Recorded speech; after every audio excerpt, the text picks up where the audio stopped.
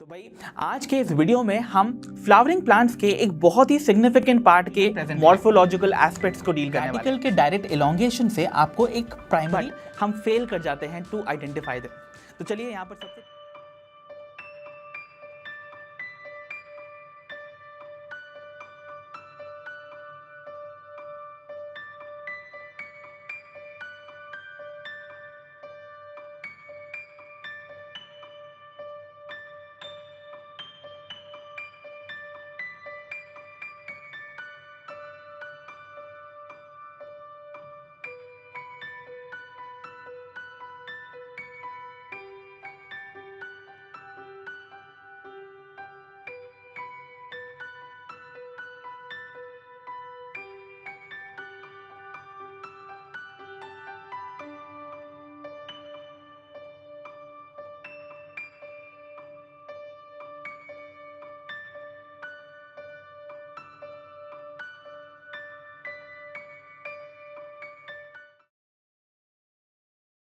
Hello नमस्कार आदाब सत श्री अकाल and a very warm good evening everyone.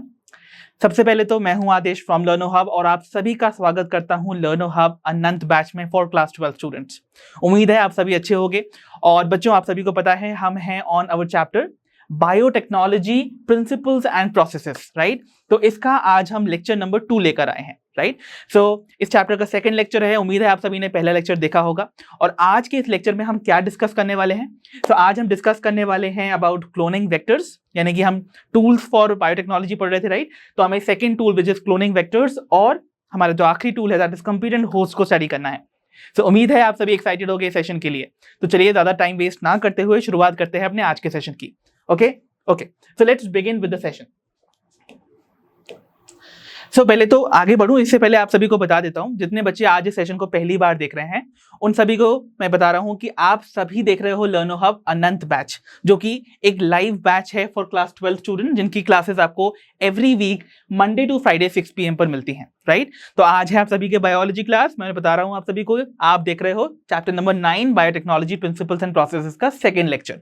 तो चलो ज्यादा टाइम वेस्ट ना करते हुए शुरुआत करते हैं अपने आज के सेशन की। बिगिन करते हैं हमारे सेकेंड टूल ऑफ बायोटेक्नोलॉजी के साथ, विच is the cloning vectors. Okay, so cloning vectors के बारे में देखो, मैंने तुमको बेसिक आइडिया पहले ही दे दिया था। क्लोनिंग वेक्टर्स मैंने बताए थे कुछ ऐसे मॉलिक्यूल्स, ऐसे डीएनए मॉलिक्यूल्स जो हमारे डिजायर्ड जीन को कैरी कर लेकर जाएंगे होस्ट तक। तुमको एक बात मैंने बताई थी ना कि अगर मुझे एक फॉरेन डिजायर्ड जीन को एक होस्ट तक पहुंचाना है तो ये जीन खुद ब खुद चल के नहीं जा सकता है उस होस्ट तक, उसको पहुंचाना पड़ेगा। और उसको पहुंचाने का काम कौन करेगा? एक और DNA molecule, right. And that other DNA molecule जो कि कैरियर की तरह एक्ट करेगा for this foreign gene, that would be called the vector, जिसको हम क्लोनिंग वेक्टर कहेंगे। अब इसके आगे वेक्टर के आगे क्लोनिंग क्यों लगाया? बिकॉज इसी वेक्टर की मदद से हम अपने डिजायर्ड जीन की मल्टीपल कॉपीज भी जनरेट कर सकते हैं जो कि एग्जैक्टली आइडेंटिकल होंगी। तो आपको पता ही हो ना, क्लोन वर्ड का मतलब क्या होता है? जो चीज जेनेटिकली और मॉर्फोलॉजिकली आइडेंटिकल हो, देखने में भी आइडेंटिकल हो और उसका जेनेटिक कॉम्पोजिशन भी आइडेंटिकल हो, सेम हो। इसका मतलब आप अपने वेक्टर की मदद से अपने डिजायर्ड जीन की मल्टीपल कॉपीज जनरेट कर सकते हो, वो भी आइडेंटिकल कॉपीज। इसीलिए इन वेक्टर्स को क्लोनिंग वेक्टर्स कहते हैं। तो फटाफट से जो जो हमने पढ़ा है इनको समझ लेते हैं। तो देखो, मैंने तुमको बताया कि वेक्टर्स क्या है। These are DNA molecules that carry foreign DNA segments. Basically इसको हम क्या कह सकते हैं? हमारे डिजायर्ड जीन या फिर gene of interest, okay, to the host cell. Clear है बात? कोई दिक्कत तो नहीं? समझ में आया? ओके, नाउ आगे बढ़ते हैं। अब देखो बच्चों, ये जो क्लोनिंग वेक्टर्स है ना, अब हम यहां पर देखते हैं नेचुरली जो हमको नेचर में पाए जाने वाले जो कॉमन क्लोनिंग वेक्टर्स हैं वो कौन कौन से हैं। तो नेचर में ना हमको दो बड़े ही कॉमन टाइप के क्लोनिंग वेक्टर्स देखने को मिलते हैं और इन्हीं को आगे जाके हमने मॉडिफाई किया है अपने अकॉर्डिंगली, ताकि हम इंजीनियर कर सके कुछ ऐसे वेक्टर्स जो कि हमारे बायोटेक्नोलॉजी की प्रोसेस में या जेनेटिक इंजीनियरिंग की प्रोसेस में हमें हेल्प कर सकते हैं। बट जो नेचुरली अकरिंग हमारे क्लोनिंग वेक्टर्स हैं इन नेचर, वो कौन कौन से हैं? देखो, पहले है भाई फर्स्ट कैटेगरी, जिनको हम प्लाज्मिड्स कहते हैं। अगर आप सभी को पता हो तो प्लाज्मिड्स क्या है? अगर आप सभी को याद नहीं आ रहा है तो मैं बता देता हूं। प्लाज्मिड्स एक बैक्टीरियल सेल के अंदर पाए जाने वाले कुछ एक्स्ट्रा क्रोमोसोमल डीएनए है। जैसे अगर ये एक बैक्टीरियल सेल है, let's suppose this is a bacterial cell, right. अब इस बैक्टीरियल सेल इमेजिन कर लो ये इकोलाई है, राइट। तो ये मानकर चलते हैं कि ये इकोलाई का सेल है सपोज। अब इस इकोलाई के अंदर आपको दो टाइप के डीएनए मिल रहे हैं, right. You see this DNA, ये वाला जो डीएनए है, दिस वन, यू सी, इस तरीके से ये रखा हुआ है। This is that DNA of the bacteria जो कि इसके जेनेटिक ट्रेट्स को कैरी करेगा, मतलब ये उसका मेन बैक्टीरियल क्रोमोसोम है, राइट। बट इसके अलावा भी आपको एक सर्कुलर एक्स्ट्रा क्रोमोसोम यानी कि इस क्रोमोसोम से सेपरेटेड एक और क्रोमोसोम देखने को मिल रहा है, आई मीन एक और डीएनए देखने को मिल रहा है, which is called the plasmid DNA. ये है हमारा बच्चों द प्लाज्मिड डीएनए। पहले तो इसको आउटलाइन कर लेता हूं ताकि तुमको समझ में आ जाए। तो देखो, this is the plasmid DNA, इसको लेबल कर लेते हैं हम अकॉर्डिंगली। तो दिस इज प्लाज्मिड डीएनए। तो ये क्या है बच्चों, देखो आपको कैसा दिख रहा है, एक एक्स्ट्रा क्रोमोसोमल डीएनए, मतलब it is apart from the bacterial chromosome, right. ये दूसरा है, एक्स्ट्रा क्रोमोसोमल है, साथ ही साथ ये डबल स्ट्रैंडेड भी है और सर्कुलर है, राइट। और एक और बात बता दूं, इसकी जो नंबर ऑफ कॉपीज है ना पर बैक्टीरियल सेल, वो भी वेरी कर सकती हैं। हो सकता है किसी बैक्टीरियल सेल के अंदर इसकी एक ही कॉपी हो, किसी में हो सकता है 2 भी हो, वाइल और भी ज्यादा बैक्टीरियल स्ट्रेन्स में इनकी 15 से 100 तक कॉपीज हो सकती हैं। इवन कई बारी केसेस में और भी ज्यादा हो सकती हैं, राइट।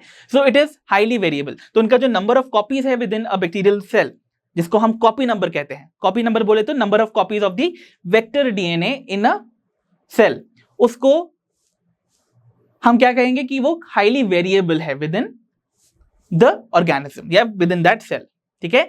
सो वो वेरी कर सकती है 1 से 100 के रेंज में, राइट। तो you can understand the basic idea about it. Now आगे बढ़ते हैं। अनदर जो बड़े ही commonly occurring natural cloning vectors की कैटेगरी है, इनको हम बैक्टीरियोफाजेस बुलाते हैं। नाउ इफ यू रिमेंबर बच्चों, अगर किसी को याद है तो याद है भाई कि बैक्टीरियोफाजेस क्या हैं, क्या ये बैक्टीरिया हैं? जी नहीं, बैक्टीरियोफाजेस होते हैं वो वायरसेस जो कि बैक्टीरियल सेल्स पे अटैक करते हैं, राइट। तो बैक्टीरियोफाजेस क्या हैं? दीज आर वायरसेस जो कि बैक्टीरियल सेल्स को इन्फेक्ट करते हैं। तो आप सभी ने, अगर किसी को नहीं भी याद होगा ना इनका इन्फेक्शन प्रोसेस, तो मॉलिक्यूलर बेसिस ऑफ इनहेरिटेंस वाले चैप्टर में जब हम हर्शियन चेज एक्सपेरिमेंट पढ़ रहे थे, वहां पर मैंने इसी डायग्राम का इस्तेमाल किया था टू एक्सप्लेन यू कि बैक्टीरियोफाजेस कैसे बैक्टीरियल सेल पर अटैक करके उनको इन्फेक्ट करते हैं। वहीं पर से हम एक आइडिया लेते हैं। देखना, अब आपको बताए, लेट सपोज ये एक बैक्टीरियल सेल था, इकोलाई मान लो इसी वाले को, राइट। इस बैक्टीरियल सेल के ऊपर इस बैक्टीरियोफाज ने अटैक किया है।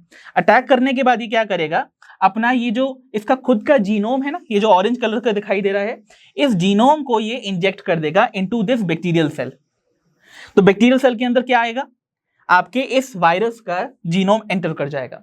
अब ये जो वायरस का जीनोम है, इसके पास कैपेबिलिटी होती है कि वो जाकर कहां पर इनकॉर्पोरेट हो जाए, in this bacterial chromosome itself. तो हम यहाँ प्लाज्मिड की बात नहीं कर रहे हैं बच्चों, बैक्टीरिया के मेन क्रोमोसोम की बात कर रहे हैं, इस वाले की बात कर रहे हैं यहां पर। तो ये जो आपके बैक्टीरियोफाज का डीएनए है, वो जाकर इनकॉर्पोरेट हो जाएगा, इंटीग्रेट हो जाएगा विद द बैक्टीरियल क्रोमोसोम, और इसको परमानेंट बहुत सारे पीसेज में ब्रेक कर देगा, राइट। और ब्रेकिंग के बाद आप देखोगे ये इस पूरे सेल की मशीनरी टेक ओवर कर लेता है और अपनी मल्टीपल कॉपीज बनाना स्टार्ट करता है। तो आप देखो, एक बैक्टीरियल सेल के अंदर ना, ये जो आपका ये वाला जीनोम आया था किसका, बैक्टीरियोफाज का, उसने अपनी मल्टीपल कॉपीज पहले जनरेट करी और उसके बाद अपनी multiple copies of viral progeny भी बना ली। तो आपने क्या नोटिस किया, एक बैक्टीरियल सेल के अंदर आप देखो कितने हाई नंबर ऑफ कॉपीज दिख रही हैं आपको इस बैक्टीरियोफाज की, है ना। तो नंबर ऑफ बैक्टीरियोफाजेस पर सेल हाई है, तो इसका मतलब इन बैक्टीरियोफाजेस के अंदर मौजूद जो बैक्टीरियोफाज के जीनोम की कॉपी हैं वो भी हाई होंगी, isn't it or not? तो इसका मतलब इनको भी because of their high copy number, bacteriophages को भी हम यूज कर सकते हैं एज वेक्टर्स। तो एक आइडियल हमको कॉन्सेप्ट समझ में आया कि ऐसे डीएनए मॉलिक्यूल्स या ऐसे जीनोमिक मटेरियल जो कि प्रेजेंट हैं विद इन अ सेल, जो मल्टीपल कॉपीज अपनी बना सकते हैं, जिनके पास कैपेबिलिटी है टू रेप्लिकेट, जो अपनी मल्टीपल कॉपीज जनरेट कर सकते हैं without being dependent on the chromosome of the cell, right. तो यहां पर आपको पता है प्लाज्मिड जो है वो इंडिपेंडेंटली रेप्लिकेट करता है। उसको रेप्लिकेट करने के लिए, अपनी अपनी कॉपी बनाने के लिए इस बैक्टीरियल क्रोमोसोम पर डिपेंडेंट नहीं होना पड़ता है। तो in that case what happens is कि ऐसे मॉलिक्यूल जो है वो अपनी नंबर ऑफ कॉपीज बढ़ाते रह सकते हैं independent of the chromosome of the bacteria in this case. तो ऐसे में अगर हम एक लॉजिक लगाएं कि हम अपने फॉरेन जीन को भी, जो हम अपने जीन को इंसर्ट करवाना चाहते हैं इनटू द होस्ट सेल, अगर मुझे उसकी मल्टीपल कॉपीज जनरेट करानी है, क्यों ना हम अपने फॉरेन जीन को इन टाइप के मॉलिक्यूल्स यानी कि इन प्लाज्मिड्स या बैक्टीरियोफाज के जीनोम के साथ इंटीग्रेट करते, लिंक करते, ताकि हम रिकवर कर सके हमारे नो डिजायर्ड फॉरेन जीन की मल्टीपल कॉपीज। क्यों? क्योंकि भाई अगर मैंने सपोज प्लाज्मिड के साथ अपना डीएनए लिंक कर दिया, तो जितनी बार प्लाज्मिड लिंक करेगा, आई मीन रेप्लिकेट करेगा, उतनी बार हमारे जीन की भी कॉपीज बनेगी, है ना, हमारे फॉरेन जीन की भी कॉपीज बनेगी, डिजायर्ड जीन की भी कॉपीज बनेगी। So in that case what is going to happen, हमें number of copies of our foreign gene या डिजायर्ड जीन का एम्प्लीफिकेशन देखने मिलेगा, मल्टीप्लिकेशन देखने को मिलेगा, राइट। सो इसी कॉन्सेप्ट का इस्तेमाल किया गया है। और आज जो हम जेनेटिक इंजीनियरिंग में इस्तेमाल किए जाने वाले वेक्टर्स को कंस्ट्रक्ट करते हैं या इंजीनियर करते हैं, वो इसी पॉइंट ऑफ व्यू से करते हैं कि भाई हमारा जो इंजीनियर्ड वेक्टर जो हम क्रिएट कर रहे हैं उसमें हमारा फॉरेन जीन आसानी से लिंक हो सके, और साथ ही साथ उसमें कुछ ना कुछ ऐसे एट्रीब्यूट्स होने चाहिए, ऐसे कुछ ना कुछ फीचर्स होने चाहिए जिसकी मदद से हम अपने रिकॉम्बिनेंट्स को नॉन रिकॉम्बिनेंट से सेपरेट करके आइडेंटिफाई कर सकें। रिकॉम्बिनेंट मतलब जिसके पास, जिस प्लाज्मिड के पास या जिस वेक्टर के पास मेरा जीन ऑफ इंटरेस्ट मौजूद है। तो मान के चलो आपके पास, ऐसे समझ लो, यहां पर मैं इसको मेंशन भी कर देता हूं कि लेट्स सपोज ये एक नॉर्मल प्लाज्मिड वेक्टर है, राइट। अभी इसके पास मेरा फॉरेन जीन इंसर्ट नहीं हुआ है, तो इस केस में हम इसको कहेंगे कि नॉन रिकॉम्बिनेंट है। क्या है ये? नॉन रिकॉम्बिनेंट, क्योंकि इसमें रिकॉम्बिनेशन नहीं हुआ है। रिकॉम्बिनेशन का मतलब क्या होता है बच्चों? मिक्सिंग ऑफ टू जीन या फिर टू डीएनए, राइट। तो ये एक नॉन रिकॉम्बिनेंट है। बट अगर मान के चलो इसी प्लाज्मिड के अंदर मैंने अपना फॉरेन जीन या मेरा डिजायर्ड जीन इंटीग्रेट करवा लिया है, लेट्स इमेजिन कि यहां पर मेरा फॉरेन जीन इंसर्टेड है, राइट। तो this is let's suppose my gene of interest,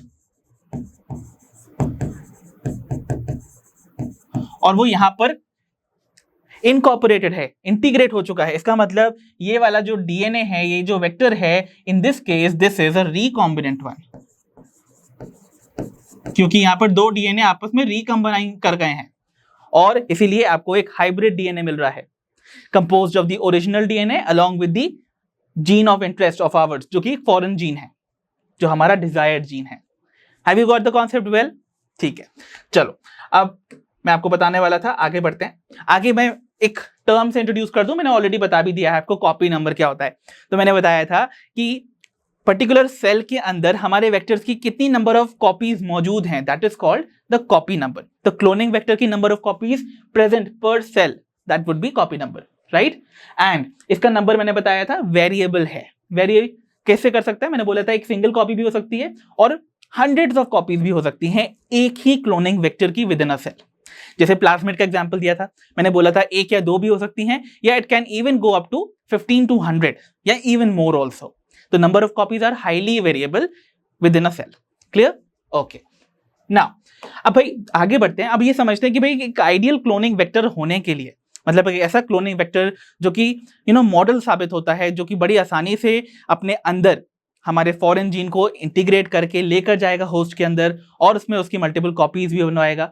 ऐसा एक आइडियल क्लोनिंग वेक्टर के कौन कौन से फीचर्स होते हैं, है ना, क्योंकि हमें ये भी देखना है कि हम इस क्लोनिंग वेक्टर में एक ऐसा फीचर भी हो जिसकी मदद से हम अपने रिकॉम्बिनेंट्स को नॉन रिकॉम्बिनेंट से सेपरेट कर पाएं।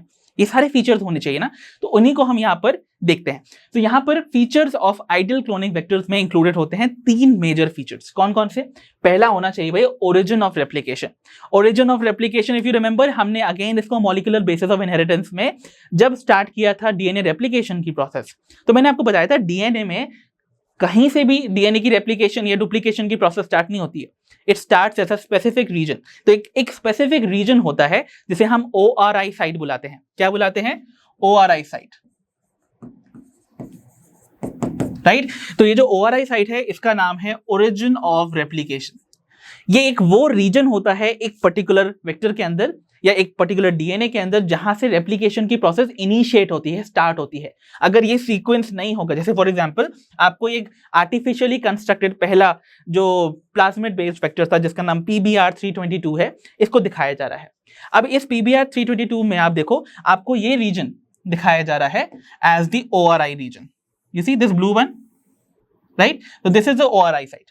अगर ये सीक्वेंस नहीं होगा ना बच्चों, तो आप मान के चलो कि आपका ये डीएनए कभी भी रेप्लिकेट नहीं कर पाएगा, ये अपनी डुप्लीकेशन नहीं कर पाएगा, अपनी मल्टीपल कॉपीज जनरेट नहीं कर पाएगा, right.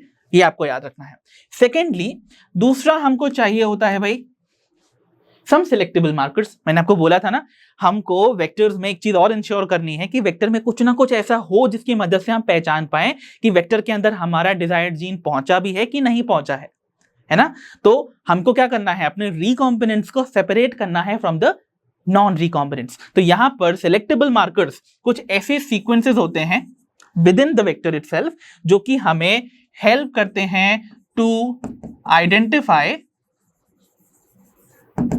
And select the recombinants. Recombinants बोले तो vectors with our gene of interest, right. तो रिकॉम्बिनेंट्स को सेपरेट करने के लिए, आइडेंटिफाई करने के लिए from the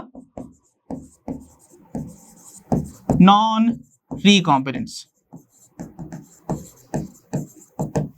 got this concept well? आ गई बात समझ? चलो इन सब के बारे में डिटेल में भी स्टडी करेंगे। और तीसरा क्या है बच्चों? Cloning site. क्लोनिंग साइट क्या है? क्लोनिंग साइट, नाम में आंसर मिल रहा है। क्लोनिंग साइट मतलब कुछ ऐसी साइट्स जो जिनमें जाकर हमारा जो फॉरेन जीन है वो बीच में इंसर्ट होगा और उस पर्टिकुलर जीन जिसको हमने इंसर्ट कराया है वेक्टर के अंदर, उसकी मल्टीपल कॉपीज बनेंगी जब वो वेक्टर बार बार रेप्लिकेशन अंडरगो करेगा। तो क्लोनिंग साइट्स एक्चुअली में रिप्रेजेंट करती हैं आपके डिफरेंट रिस्ट्रिक्शन एंजाइम्स के रिकॉग्निशन साइट्स को। तो actually cloning sites are the recognition sites for the restriction endonucleases. ठीक है, जैसे यहां पर देखो आपको दिखाए जा रहे हैं कुछ साइट्स। देखो यहां पर दिख रहा है कि PST1 का साइट है, यानी कि एक आपके सामने रिस्ट्रिक्शन एंजाइम है जिसका नाम है PST1, उसका रिकॉग्निशन सीक्वेंस यहां मौजूद है, राइट। सिमिलरली जैसे हम एक कॉमन वाला तो हम हमेशा सुनते आ रहे हैं विच इज EcoR1। तो देखो EcoR1 का जो रिकॉग्निशन सीक्वेंस है ना वो इस वेक्टर में यहां पर है, राइट। तो हम अपने वेक्टर के अंदर अपना डिजायर्ड या फॉरेन जीन इस पॉइंट पे इंसर्ट करवा सकते हैं। तो भाई अगर मुझे, आपने देखा था ना हमने पिछले स्टेप पे रिस्ट्रिक्शन एंजाइम की मदद से अपने डिजायर्ड जीन को कट करवाया था, फ्रैगमेंट को, राइट। अब उसको इंसर्ट भी तो कराना होगा ना। तो जिस रिस्ट्रिक्शन एंजाइम से हमने अपने DNA को कट करवाया था उसी रिस्ट्रिक्शन एंजाइम से हम अपने वेक्टर को भी कट करवाएंगे। तो जहां पर भी वेक्टर के अंदर उस रिस्ट्रिक्शन एंजाइम की रिकॉग्निशन साइट होगी, जैसे यहां पर EcoR1 की साइट है, तो यहां पर एक कट लगेगा जिसकी वजह से ये जो सर्कुलर DNA है ना, ये सर्कुलर प्लाज्मिड है ना, ये ओपन हो जाएगा और यहां पर स्टिकी एंड्स मौजूद होंगे जो कि कॉम्प्लीमेंट्री होंगे ऑफ द फॉरेन जीन, जिसको अगेन हमने EcoR1 से ही कट करवा के लाया था। तो उसके पास भी स्टिकी एंड्स हैं, इसके पास भी स्टिकी एंड्स हैं। दोनों के स्टिकी एंड्स आपस में कॉम्प्लीमेंट्री होने की वजह से आके चिपक जाएंगे, ज्वाइन कर जाएंगे और इस तरीके से हमारा जो डिजायर्ड जीन है वो यहाँ बीच में इंटीग्रेट हो जाएगा और उस तरीके से हमको मिल जाता है a vector with our desired gene, जिसको हम रिकॉम्बिनेंट DNA बुलाएंगे। सो यहां पर वो बनेगा, राइट। तो इसका मतलब अगर मुझे अपने डिजायर्ड जीन को इंट्रोड्यूस करवाना है वेक्टर के अंदर, that means I have to have उस पर्टिकुलर रिस्ट्रिक्शन एंजाइम का रिकॉग्निशन सीक्वेंस, जिसको हम क्लोनिंग साइट्स कहेंगे। ठीक है, ओके। अब इन सभी के बारे में डिटेल में पढ़ाऊं, इससे पहले आगे बढ़ूं आप सभी को बता देता हूं लर्नो हब स्वयं के बारे में, जो कि लर्नो हब का एक बड़ा ही इंटरेस्टिंग और आप सभी के लिए यूजफुल फीचर है। ये एक ऐसा फीचर है जो आप सभी को एनेबल करता है to book a one on one personalised class. तो हम बात कर रहे हैं लर्नो हब स्वयं की। तो लर्नो हब स्वयं एक ऐसा फीचर है जिसमें आप अपने फेवरेट सब्जेक्ट मैटर एक्सपर्ट के साथ अपने सब्जेक्ट से रिलेटेड या उसमें रिलेटेड कोई भी डाउट्स या क्वेश्चंस को पूछ सकते हो by booking a personalised session. तो उसके लिए अगर आपको सेशन बुक करना है, सिंपली आपको इस QR कोड को स्कैन कर लेना है। Okay, even if you do not need the help now, मुझे लगता है एग्जाम टाइम में आपको ये फीचर बहुत बेनिफिशियल साबित होगा। तो एग्जाम से पहले आप क्लास बुक करके अपने सारे डाउट्स को क्लियर कर सकते हो। So do check it out. Okay, इससे पहले अब आगे बढ़ूं, अब हम आगे बेसिकली चल ही लेते हैं। इन सभी फीचर्स को ना, जिनको हमने देखा था as the features of the ideal cloning vector, इन सभी को डिस्कस कर लेते हैं, राइट।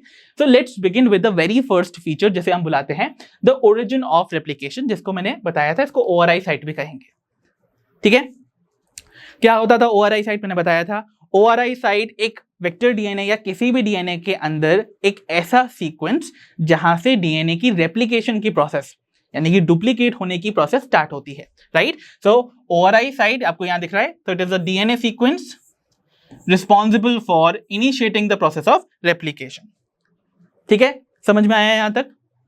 ओके, अब देखो एक लॉजिक सी बात है, लॉजिकल बात है कि अगर ये ओआरआई साइट ही डिसाइड करता है कि डीएनए रेप्लिकेशन स्टार्ट कहां से हो रहा है, तो ऑब्वियस सी बात है अगर मैं इस ओआरआई साइट के पास अपना जो एलियन डीएनए है या मेरा जो फॉरेन जीन ऑफ इंटरेस्ट है या फॉरेन डीएनए है उसको लिंक कर दूं, मतलब मैं अगर अपना जो डिजायर्ड जीन है उसको यहां पर ओआरआई साइट के साथ बगल में लिंक कर दूं, तो ऑब्वियस सी बात है जितनी बार ये ओआरआई साइट जो है रेप्लिकेशन अंडरगो करेगा उतनी बार मेरा जीन ऑफ इंटरेस्ट भी रेप्लिकेशन अंडरगो करेगा। तो इसका मतलब the number of your copies of the gene of interest will be equal to the number of copies of the vector DNA, है ना?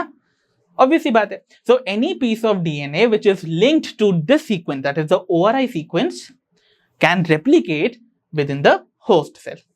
क्योंकि भाई होस्ट सेल के अंदर पहुंचने के बाद अगर हमारे डीएनए को मल्टीपल कॉपीज में एग्जिस्ट करना है, उसको अपनी बहुत सारी कॉपीज बनानी है, तो वो कैसे बना सकता है? उसके पास तो कुछ है नहीं ना कॉपी बनाने के लिए, तो उसको सहारा चाहिए होता है।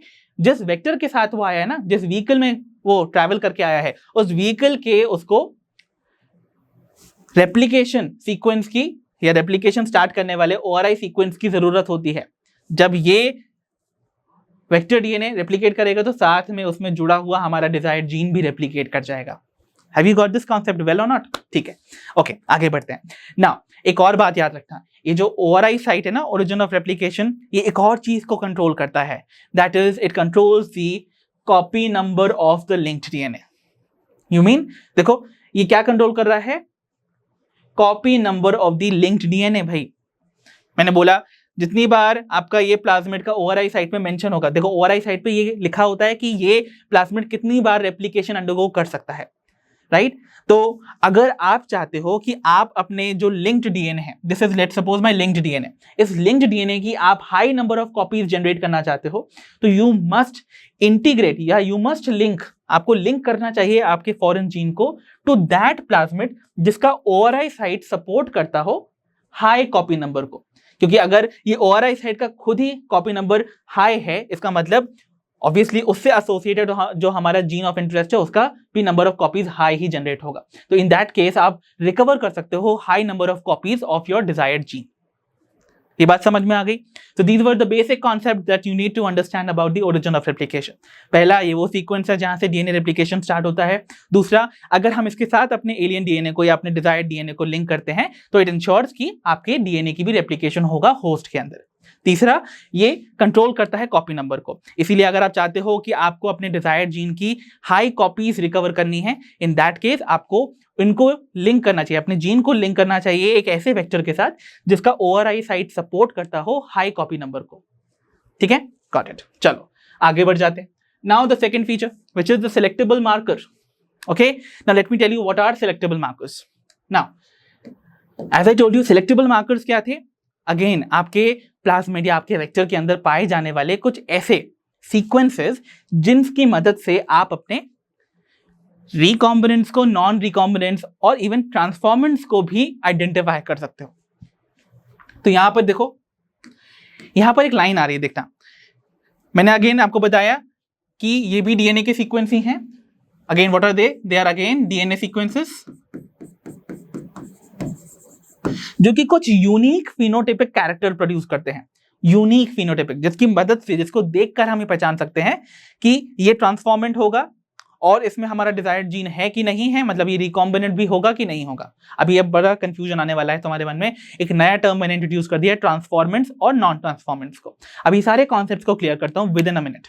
Okay, give me a time. Okay, now see, ये हेल्प करता है in identifying and eliminating the non transformants amongst the transformants. ठीक है, आओ चलो तो मैं समझा ही देता हूं पहले ये सब का माजरा है क्या। तो यहां पर प्रोजेक्ट कर रहा हूं मैं आपको screen. Try to understand what I am trying to say. Imagine करो कि यहां पर वी हैव, लेट्स सपोज, एक बैक्टीरियल सेल, राइट, जिसका खुद का ये बैक्टीरियल क्रोमोसोम है। ठीक है, this is my E coli cell. Imagine ऐसे कर लो, राइट। अच्छा, मैं तुमको सिखाने वाला हूं सबसे पहले ट्रांसफॉर्मेशन क्या है। सो ट्रांसफॉर्मेशन की प्रोसेस पहले समझ लो क्या होता है।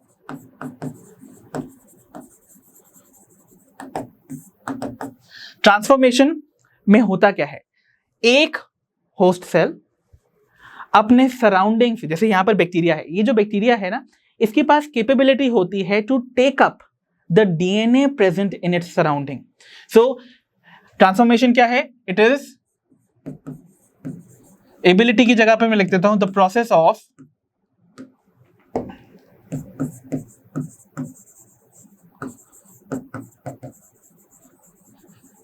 taking up of DNA from the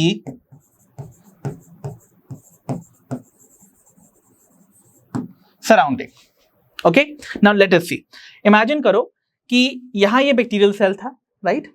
अब इस बैक्टीरियल सेल के अंदर, इसके बैक्टीरियल सेल के बाहर के एनवायरनमेंट में लेट सपोज हमारा एक प्लाज्मिड डीएनए मौजूद था, ये प्लाज्मिड डीएनए था, राइट? अब दो पॉसिबिलिटीज हैं, या तो ये प्लाज्मिड इस बैक्टीरियल सेल के अंदर चला जाएगा, अगर चला जाएगा मतलब उसके अंदर कौन सी प्रोसेस अकर करी है? ट्रांसफॉर्मेशन की प्रोसेस, राइट? तो ट्रांसफॉर्मेशन मतलब ये DNA from the surrounding will be taken in by the bacteria, अंदर आ जाएगा।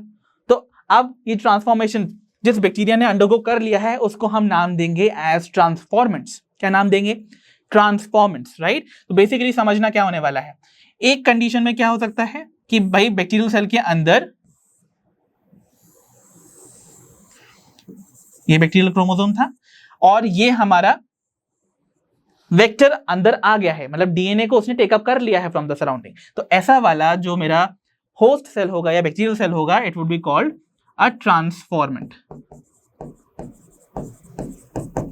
बट ऐसा भी तो हो सकता है ये बैक्टीरिया इस प्लाज्मिड को सराउंडिंग से ले ही ना अंदर, मतलब वो ट्रांसफॉर्मेशन अंडरगो करे ही नहीं। अगर नहीं करेगा तो ऐसे वाले बैक्टीरिया के अंदर कोई भी हमारा फॉरेन डीएनए एंटर ही नहीं कर रहा है। तो ऐसे वाला जो मेरा पर्टिकुलर बैक्टीरिया होगा उसको हम बोलेंगे नॉन ट्रांसफॉर्मेंट। यहां तक क्लियर है पॉइंट की नहीं? ओके, कोई पॉइंट पे प्रॉब्लम हो तो बता सकते हो मुझे, ठीक है? नाउ अब एक और पॉसिबिलिटी देखना, ट्रांसफॉर्मेंट के अंदर इमेजिन करो कि मेरा प्लाज्मिड सपोज अंदर आ भी गया, ट्रांसफॉर्मेंट के अंदर ये प्लाज्मिड आ भी गया, बट क्या गारंटी है कि इस ट्रांसफॉर्मेंट के अंदर मेरा फॉरेन जीन होगा? हो सकता है हमने कोशिश तो करवाई थी अपने फॉरेन जीन को इंसर्ट करवाने की वेक्टर के अंदर, प्लाज्मिड के अंदर, बट हो सकता है वो नहीं भी गया हो सकता है वो गया भी हो। तो ऐसे में क्या होगा, जो हमारे ट्रांसफॉर्मेंट्स है ना, उनके अंदर इंट्रोड्यूस होने वाले जो प्लाज्मिड्स होंगे या फॉरेन डीएनए होंगे, उसमें चेक किया जाएगा, अगर उसके पास फॉरेन जीन लिंक्ड है तो इसका मतलब वो रिकम्बाइंड हो चुका है, मतलब वो रिकॉम्बिनेशन अंडरगो किया हुआ है, इसका मतलब वो रिकॉम्बिनेंट कहलाएगा। तो यहां पर एक एग्जाम्पल बन सकता है जहां पर ये बैक्टीरियल जीनोम के साथ कौन इंट्रोड्यूस हुआ है, मेरा प्लाज्मिड तो आया है और उसके साथ ही साथ यहां पर क्या एंटर हुआ है, उस प्लाज्मिड में मेरा जीन ऑफ इंटरेस्ट भी मौजूद है, राइट? तो ऐसा वाला जो पर्टिकुलर मेरा बैक्टीरियल सेल होगा इसको हम नाम देंगे एज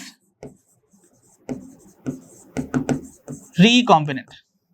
कोई दिक्कत यहां तक नहीं? ओके, अब देखो यहां पर हो भी सकता है, मैंने तुमको बताया दूसरी कंडीशन में कि इस बैक्टीरियल सेल के अंदर प्लाज्मिड तो आया होगा, बट इस प्लाज्मिड ने के अंदर हमारा जीन ऑफ इंटरेस्ट नहीं है, मतलब ये प्लाज्मिड जो है विदाउट हमारे फॉरेन जीन के है, मतलब इसमें रिकॉम्बिनेशन नहीं हुआ है, हमारे फॉरेन जीन की इंटीग्रेशन नहीं हुआ है इस डीएनए के अंदर। इसका मतलब ये वाला जो डीएनए होगा that would be called non recombinant, right? तो सबसे पहले जब भी हम सिलेक्शन करते हैं ना, बाद में प्रोसेस करने के बाद आगे जब हम पूरी प्रोसेस ऑफ बायोटेक्नोलॉजी देखेंगे, तो हम हमेशा सबसे पहले आइडेंटिफाई करते हैं ट्रांसफॉर्मेंट्स को नॉन ट्रांसफॉर्मेंट से, मतलब उन बैक्टीरिया को सबसे पहले सिलेक्ट किया जाएगा जिनके अंदर एक्चुअली प्लाज्मिड या फिर हमारा जो वेक्टर है वो इंट्रोड्यूस हुआ है। जिसके अंदर वेक्टर गया है मतलब उसके पास हमारे डिजायर्ड जीन के जाने के चांसेस हाई होंगे, राइट? अब इन ट्रांसफॉर्मेंट्स के अंदर भी चेक किया जाता है कि पूरे ट्रांसफॉर्मेंट्स में से जिनके अंदर प्लाज्मिड एंटर किया था, ऐसे कौन कौन से बैक्टीरिया हैं जिनके अंदर हमारा फॉरेन जीन इंसर्ट हुआ है। मतलब हम पहले ट्रांसफॉर्मेंट्स को आइडेंटिफाई करेंगे और उसके बाद आइडेंटिफाई करेंगे रिकॉम्बिनेंट्स को। नॉन रिकॉम्बिनेंट्स से हमें कोई फायदा नहीं है, इनके पास प्लाज्मिड गया तो बट हमारा जीन लेकर ही नहीं गया, तो किस फायदा, मतलब किस काम के हैं ये वाले बैक्टीरिया, तो इनको भी एलिमिनेट किया जाएगा, राइट? तो यहां पर आई होप ये समझ में आ गया है। प्लीज टेक अ स्क्रीनशॉट अगर आपको चाहिए इसका, क्योंकि ये आपको नहीं मिलेगा इन द पीडीएफ बिकॉज क्योंकि मैंने लाइव प्रोजेक्ट किया है। तो चलो बच्चों, उम्मीद है आप सभी ने स्क्रीनशॉट ले भी लिया होगा। अब हम प्रोसीड करते हैं back to what we were on. So मैंने आपको बता ही दिया कि सिलेक्टेबल मार्कर्स को हम यूज करेंगे to identify and eliminate non transformants from the transformants and the recombinants from the non recombinants. ठीक है, चलो तो यहां पर एग्जांपल के तौर पे बताता हूं। सिलेक्टेबल मार्कर का एग्जांपल आपको जो ई कोलाई में मिलता है, जो सबसे कॉमन हम होस्ट लेने वाले हैं over here, in E coli आपको मिलते हैं जीन्स, कुछ ऐसे जीन जो कि कोड करते हैं रेजिस्टेंस टू एंटीबायोटिक्स। देखो जो नॉर्मल ई कोलाई सेल्स होते हैं ना, उनके पास कोई भी ऐसा जीन नहीं है जो एंटीबायोटिक्स के अगेंस्ट रेजिस्टेंस प्रोवाइड करते हो उन ई कोलाई को।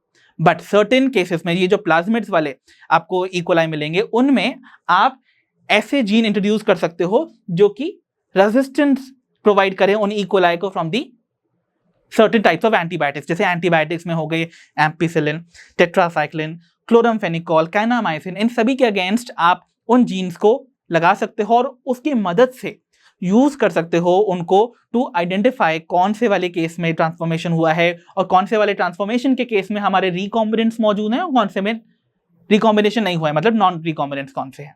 तो आइडेंटिफिकेशन में ये यूजफुल है, राइट? ओके, अब मैंने आपको बता ही दिया कि जो नॉर्मल ई कोलाई सेल्स होते हैं उनके अंदर आपको कोई भी रेजिस्टेंस नहीं देखने को मिलती है किसी भी टाइप के एंटीबायोटिक्स में। जैसे यहाँ पर ना हमने नॉर्मल जो हमारा प्लाज्मिड है, प्लाज्मिड बेस्ड वेक्टर जो हमने पहली बार कंस्ट्रक्ट किया था PBR322, इसमें आपको दो यहाँ पर एंटीबायोटिक रेजिस्टेंट जीन देखने को मिल रहे हैं। देख रहे हो, ये जो डार्क पिंक वाला रीजन है, ये वाला पहला, ये वाला जो रीजन है, ये कुछ ऐसे डीएनए का सीक्वेंस है इस PBR322 के अंदर जो कि इस पूरे प्लाज्मिड को या इस प्लाज्मिड कंटेनिंग बैक्टीरिया को रेजिस्टेंट बनाता है टू एंटीबायोटिक कॉल्ड एम्पिसिलिन। तो ये एम्पिसिलिन रेजिस्टेंस प्रोवाइड करने वाला जीन है, राइट? आर बता रहा है कि रेजिस्टेंस दे रहा है ये एम्पिसिलिन के अगेंस्ट। मोर ओवर आपको यहां पर देखो, यहां पर एक और सीक्वेंस देखने को मिल रहा है। You see another sequence over here. ये जो अनदर पिंक सीक्वेंस है, डीएनए का सीक्वेंस है, ये स्टैंड कर रहा है फॉर टेट्रासाइक्लिन रेजिस्टेंस। टेट्रासाइक्लिन एक और एंटीबायोटिक है। तो ये वो सीक्वेंस है डीएनए का इन दिस प्लाज्मिड जो कि इस प्लाज्मिड पोजेस करने वाले बैक्टीरिया को रेजिस्टेंट बनाएगा to the antibiotic which is tetracycline. तो ये जो दो डीएनए सीक्वेंसेस है ना, ये बहुत हेल्पफुल होंगे to identify the transformants and non transformants. कैसे होंगे वो मैं तुमको आगे बताऊंगा। एक पूरी प्रोसेस होती है स्क्रीनिंग की जो हम आगे आज ही के सेशन में डिस्कस करेंगे, ठीक है? अभी के लिए बस इतना समझ लो, ओके। और आप नोटिस भी कर रहे होगे कि इन रीजन्स के अंदर भी आपको कुछ रिस्ट्रिक्शन एंजाइम्स की रिकॉग्निशन साइट्स मिले, जैसे एम्पिसिलिन रेजिस्टेंस के अंदर आपको PST1 और PVU1 के मिल रहे हैं, या फिर अगर आप टेट्रासाइक्लिन रेजिस्टेंस में देख रहे हो तो आपको BAM-H1 और SAL1 के भी रिकॉग्निशन सीक्वेंस देखने को मिल रहे हैं, है ना? ओके, चलो अब आगे बढ़ जाते हैं बच्चों। ओके, और तीसरा जो हमारा सबसे इंपॉर्टेंट जो क्राइटेरिया है to form an ideal cloning vector, वो है भाई क्लोनिंग साइट्स का मौजूद होना। तो क्लोनिंग साइट्स क्या हैं, देखो बता देता हूं। मैंने बताया था क्लोनिंग साइट्स एक्चुअली क्या होती हैं, हमारे कॉमनली यूज्ड रेस्ट्रिक्शन एंडोन्यूक्लियेसेस की रेस्ट्रिक्शन साइट्स, आइडेंटिफाइंग सीक्वेंसेस या रिकॉग्निशन सीक्वेंसेस जिन्हें हम कहते हैं, राइट? तो नोटिस करो यहाँ पर। तो क्लोनिंग साइट्स क्या हैं? क्लोनिंग साइट्स आर द, मैं बता देता हूं, these are the recognition sequences of the restriction endonucleases. Okay, various type के रेस्ट्रिक्शन एंडोन्यूक्लियेसेस के। जैसे आप देखो यहां पर, जब भी हम अपने एलियन डीएनए को लिंक करना चाहते हैं, राइट, इनटू अ वेक्टर, तो उस वेक्टर के अंदर जिस हमारे एलियन डीएनए को जिस हमने रेस्ट्रिक्शन एंडोन्यूक्लियस से कट करवाया था, उसी रेस्ट्रिक्शन एंडोन्यूक्लियस का रिकॉग्निशन सीक्वेंस वेक्टर के अंदर भी होना चाहिए था। इमेजिन करो, अगर मैंने अपने फॉरेन जीन, जिसको जो मेरा जीन ऑफ इंटरेस्ट है, उसको आइसोलेट करवाने के लिए EcoR1 का इस्तेमाल किया था, तो EcoR1 का रिकॉग्निशन सीक्वेंस जो है वो यहां पर भी मौजूद होना चाहिए वेक्टर के अंदर, ठीक है? जिसमें मुझे अपने फॉरेन जीन को लिंक करवाना है ना, तो उस वेक्टर के अंदर भी EcoR1 का रिकॉग्निशन सीक्वेंस होना चाहिए। और उसकी कितनी सीक्वेंसेस होने चाहिए? सिर्फ एक सीक्वेंस होना चाहिए, प्रेफरेबली 1। जितने कम नंबर ऑफ सीक्वेंस होंगे उतना बेटर होता है। मान के चलो अगर EcoR1 का यहाँ के अलावा एक और कहीं जगह पर सीक्वेंस हो जाता तो क्या होता? अभी अगर सपोज में EcoR1 का सीक्वेंस यहाँ है, तो अगर मेरा EcoR1 आएगा भी तो वो इस एक ही जगह पर कट करके इस पूरे वेक्टर को ओपन कर देगा एक सिंगल स्टैंड में, एक सिंगल सीक्वेंस में, है ना? तो ये जो आपका सर्कुलर डीएनए है वो लीनियर हो जाएगा, लाइन की तरह कन्वर्ट हो जाएगा, होगा कि नहीं? सोचो ना खुद भी, अगर मैंने इसको इधर से काट दिया तो अब ये सर्कल ओपन हो गया ना, तो ये सीधा हो सकता है, राइट। बट मान के चलो इस इको R1 की एक से ज्यादा सीक्वेंस होते, 2 होते, 3 होते, तो क्या होता, मान के चलो यहां पर भी होता एक सीक्वेंस, मान के चल रहे हैं, ऐसा होता नहीं है, यहां पर भी एक और सीक्वेंस होता, तो क्या होता, इको R1 यहां पे भी कट करता, यहां पे भी कट करता, तो अब आपको इसी पूरे प्लाज्मिड वेक्टर के कितने सीक्वेंस मिल जाते, कितने फ्रैगमेंट्स मिल जाते, 3 फ्रैगमेंट्स मिल जाते, एक ये बड़ा वाला फ्रैगमेंट, राइट, बल्कि 2 मिल जाते, सॉरी, एक बड़ा फ्रैगमेंट और एक छोटा वाला fragment.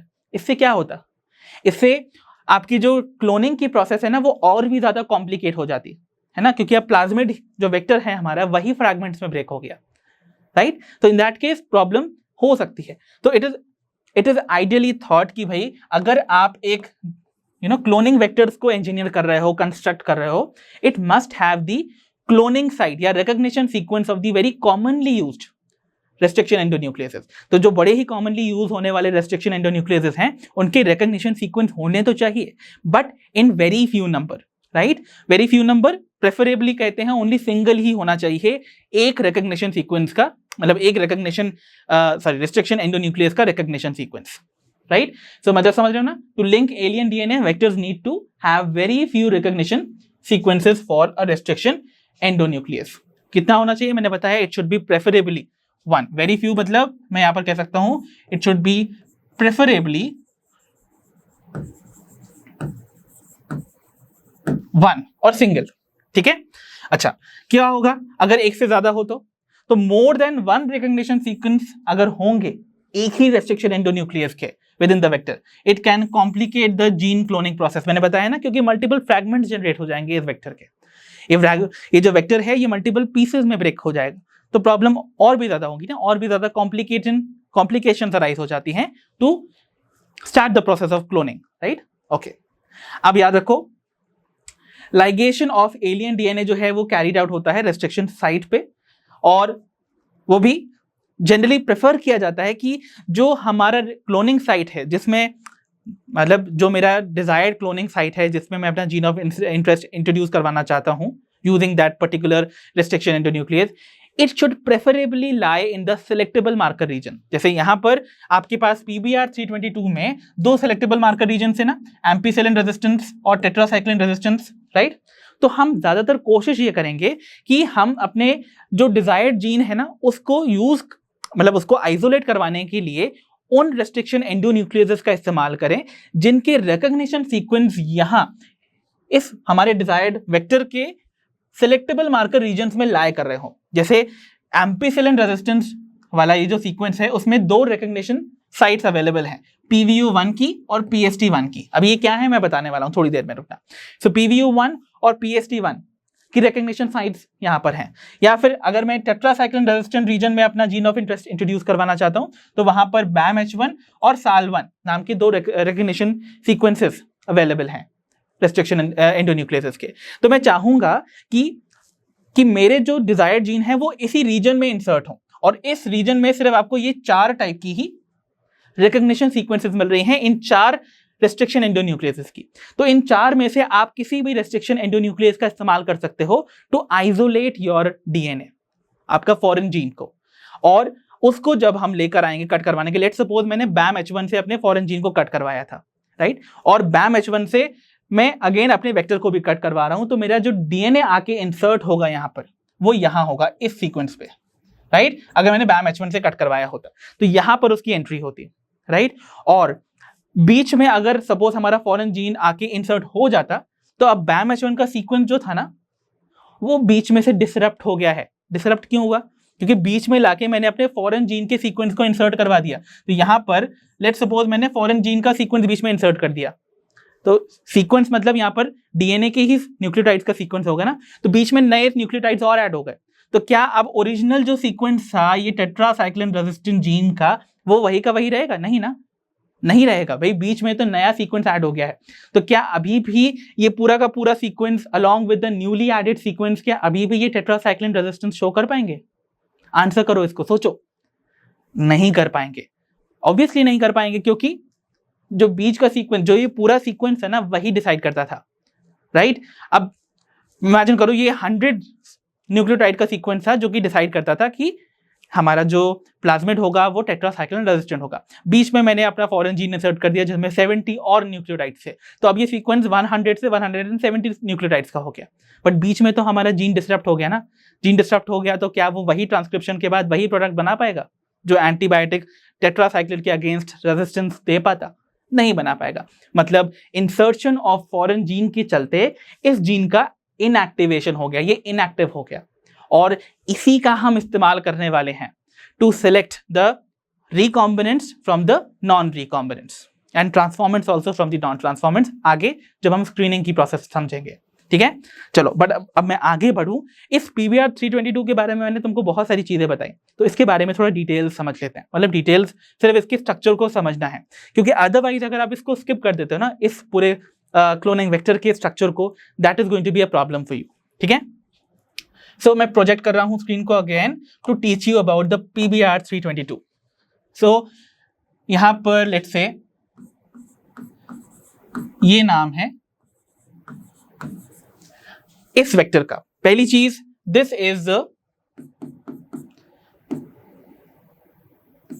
Is an artificially, first basically कह सकते हैं first artificially constructed cloning vector. ठीक है, ये बात याद रखो। अब यहां पर आपको ये जो नाम है ना, ये बड़ा अतरंगी सा नाम दिख रहा होगा, है ना। चलो इसको ब्रेक कर करके समझते हैं। P बता रहा है कि ये एक प्लाज्मिड बेस्ड वेक्टर है। मतलब इसको जब कंस्ट्रक्ट कराया गया ना, इसको पहली बार जब बनाया गया है, तो एक प्लाज्मिड में मॉडिफिकेशंस करके इसको डेवलप किया है। तो ये एक प्लाज्मिड बेस्ड वेक्टर है। Okay, this is plasmid based. P हमको ये बताता है। B और R हमको बताता है इस आर्टिफिशियल क्लोनिंग वेक्टर के कंस्ट्रक्शन के पीछे रिस्पॉन्सिबल दो साइंटिस्ट के नाम। एक का नाम था बोलिवर एंड दूसरे का नाम था रॉड्रिगेज, राइट। और ये जो कोड है 322, ये 322 कोड हमको एक ऐसा कोड है जो इसको हमें सेपरेट करने में हेल्प करता है from other plasmid based vectors. भाई ऐसा तो है नहीं कि सिर्फ PBR 322 नाम का एक अकेला ही प्लाज्मिड से बना वेक्टर होगा, और भी तो बने होंगे ना। तो इस वाले वेक्टर को बाकी प्लाज्मिड बेस्ड वेक्टर से सेपरेट करने के लिए इसको एक कोड दिया गया है। So this is a code to identify it amongst other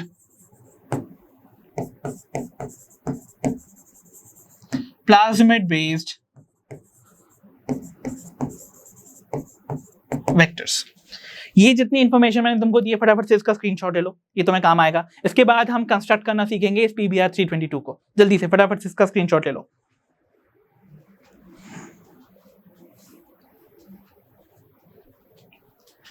ले लिया स्क्रीनशॉट्स? चलो अब आगे बढ़ते हैं। सो अब हम इस पूरे डायग्राम को ना खुद से ड्रॉ करने वाले हैं। रेडी हो? तैयार हो? ठीक है। So I am projecting the screen again to you.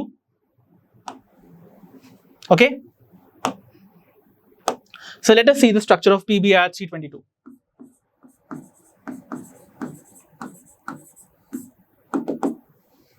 Now हम पहले तो ऑब्वियसली ये प्लाज्मिड बेस्ड वेक्टर है, सर्कुलर होने वाला है डेफिनेटली, और ये डबल स्टैंडर्ड भी होगा।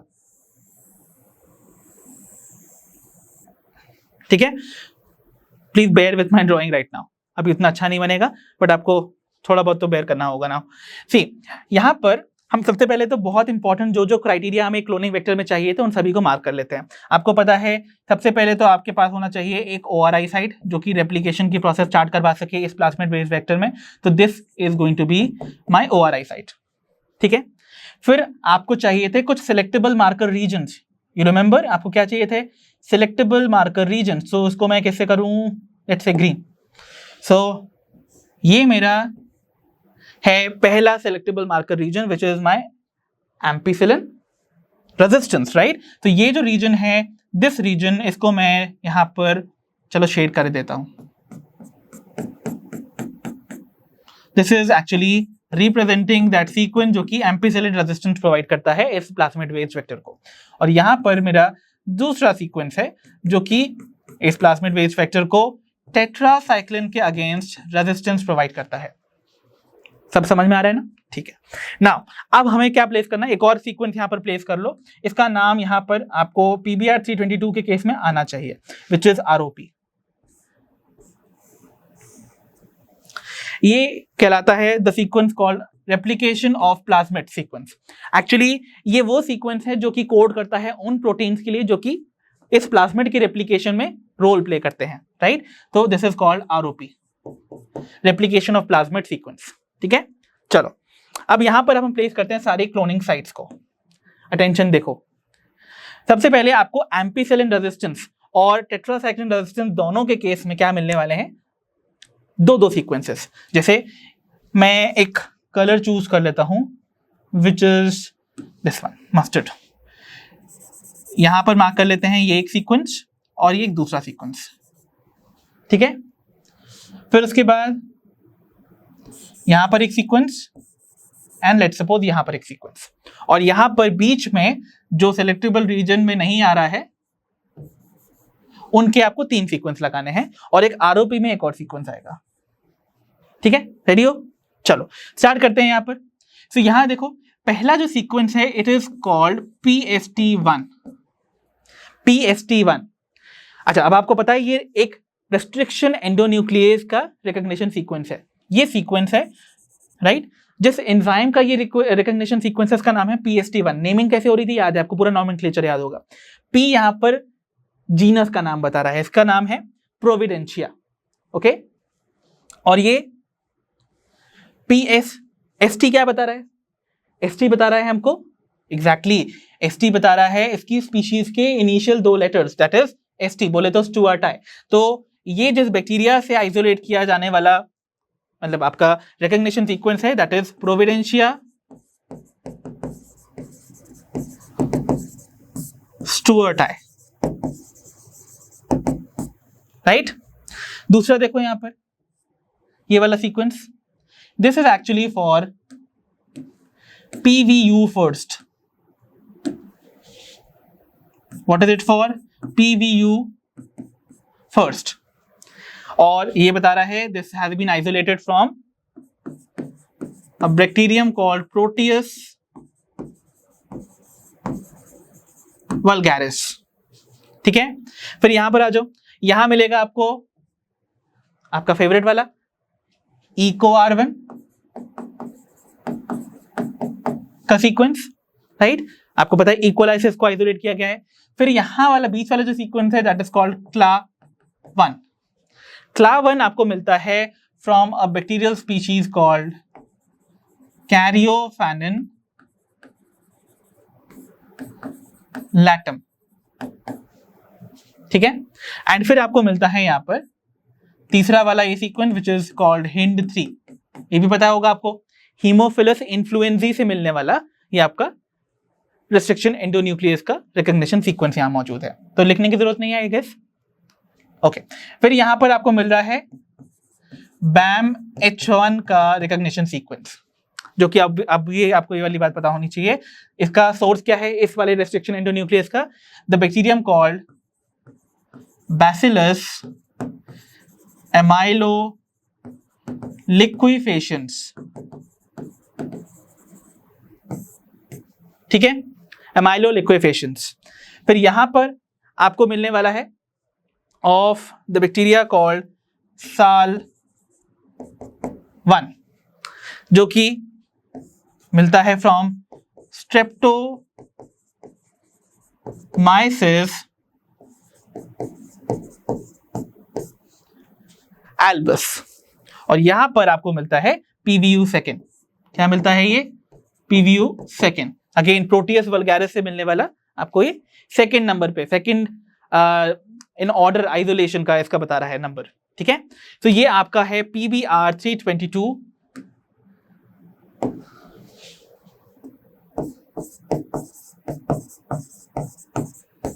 का डायग्राम। क्लियर? इसमें से इंपॉर्टेंट साइट्स कौन सी हैं जिनको हम यूज करने वाले हैं generally to insert our foreign gene? वो होनी चाहिए सेलेक्टेबल मार्कर रीजन्स में लाई करने वाले रिकग्निशन सीक्वेंसेस, जैसे एम्पीसिलिन रेजिस्टेंस में लाई करने वाला PBU1 या फिर PST1 या फिर BAMH1 और SAL1 of the tetracycline resistance gene. कोई दिक्कत है? इसका प्लीज स्क्रीनशॉट लेना चाहते हो तो ले सकते हो।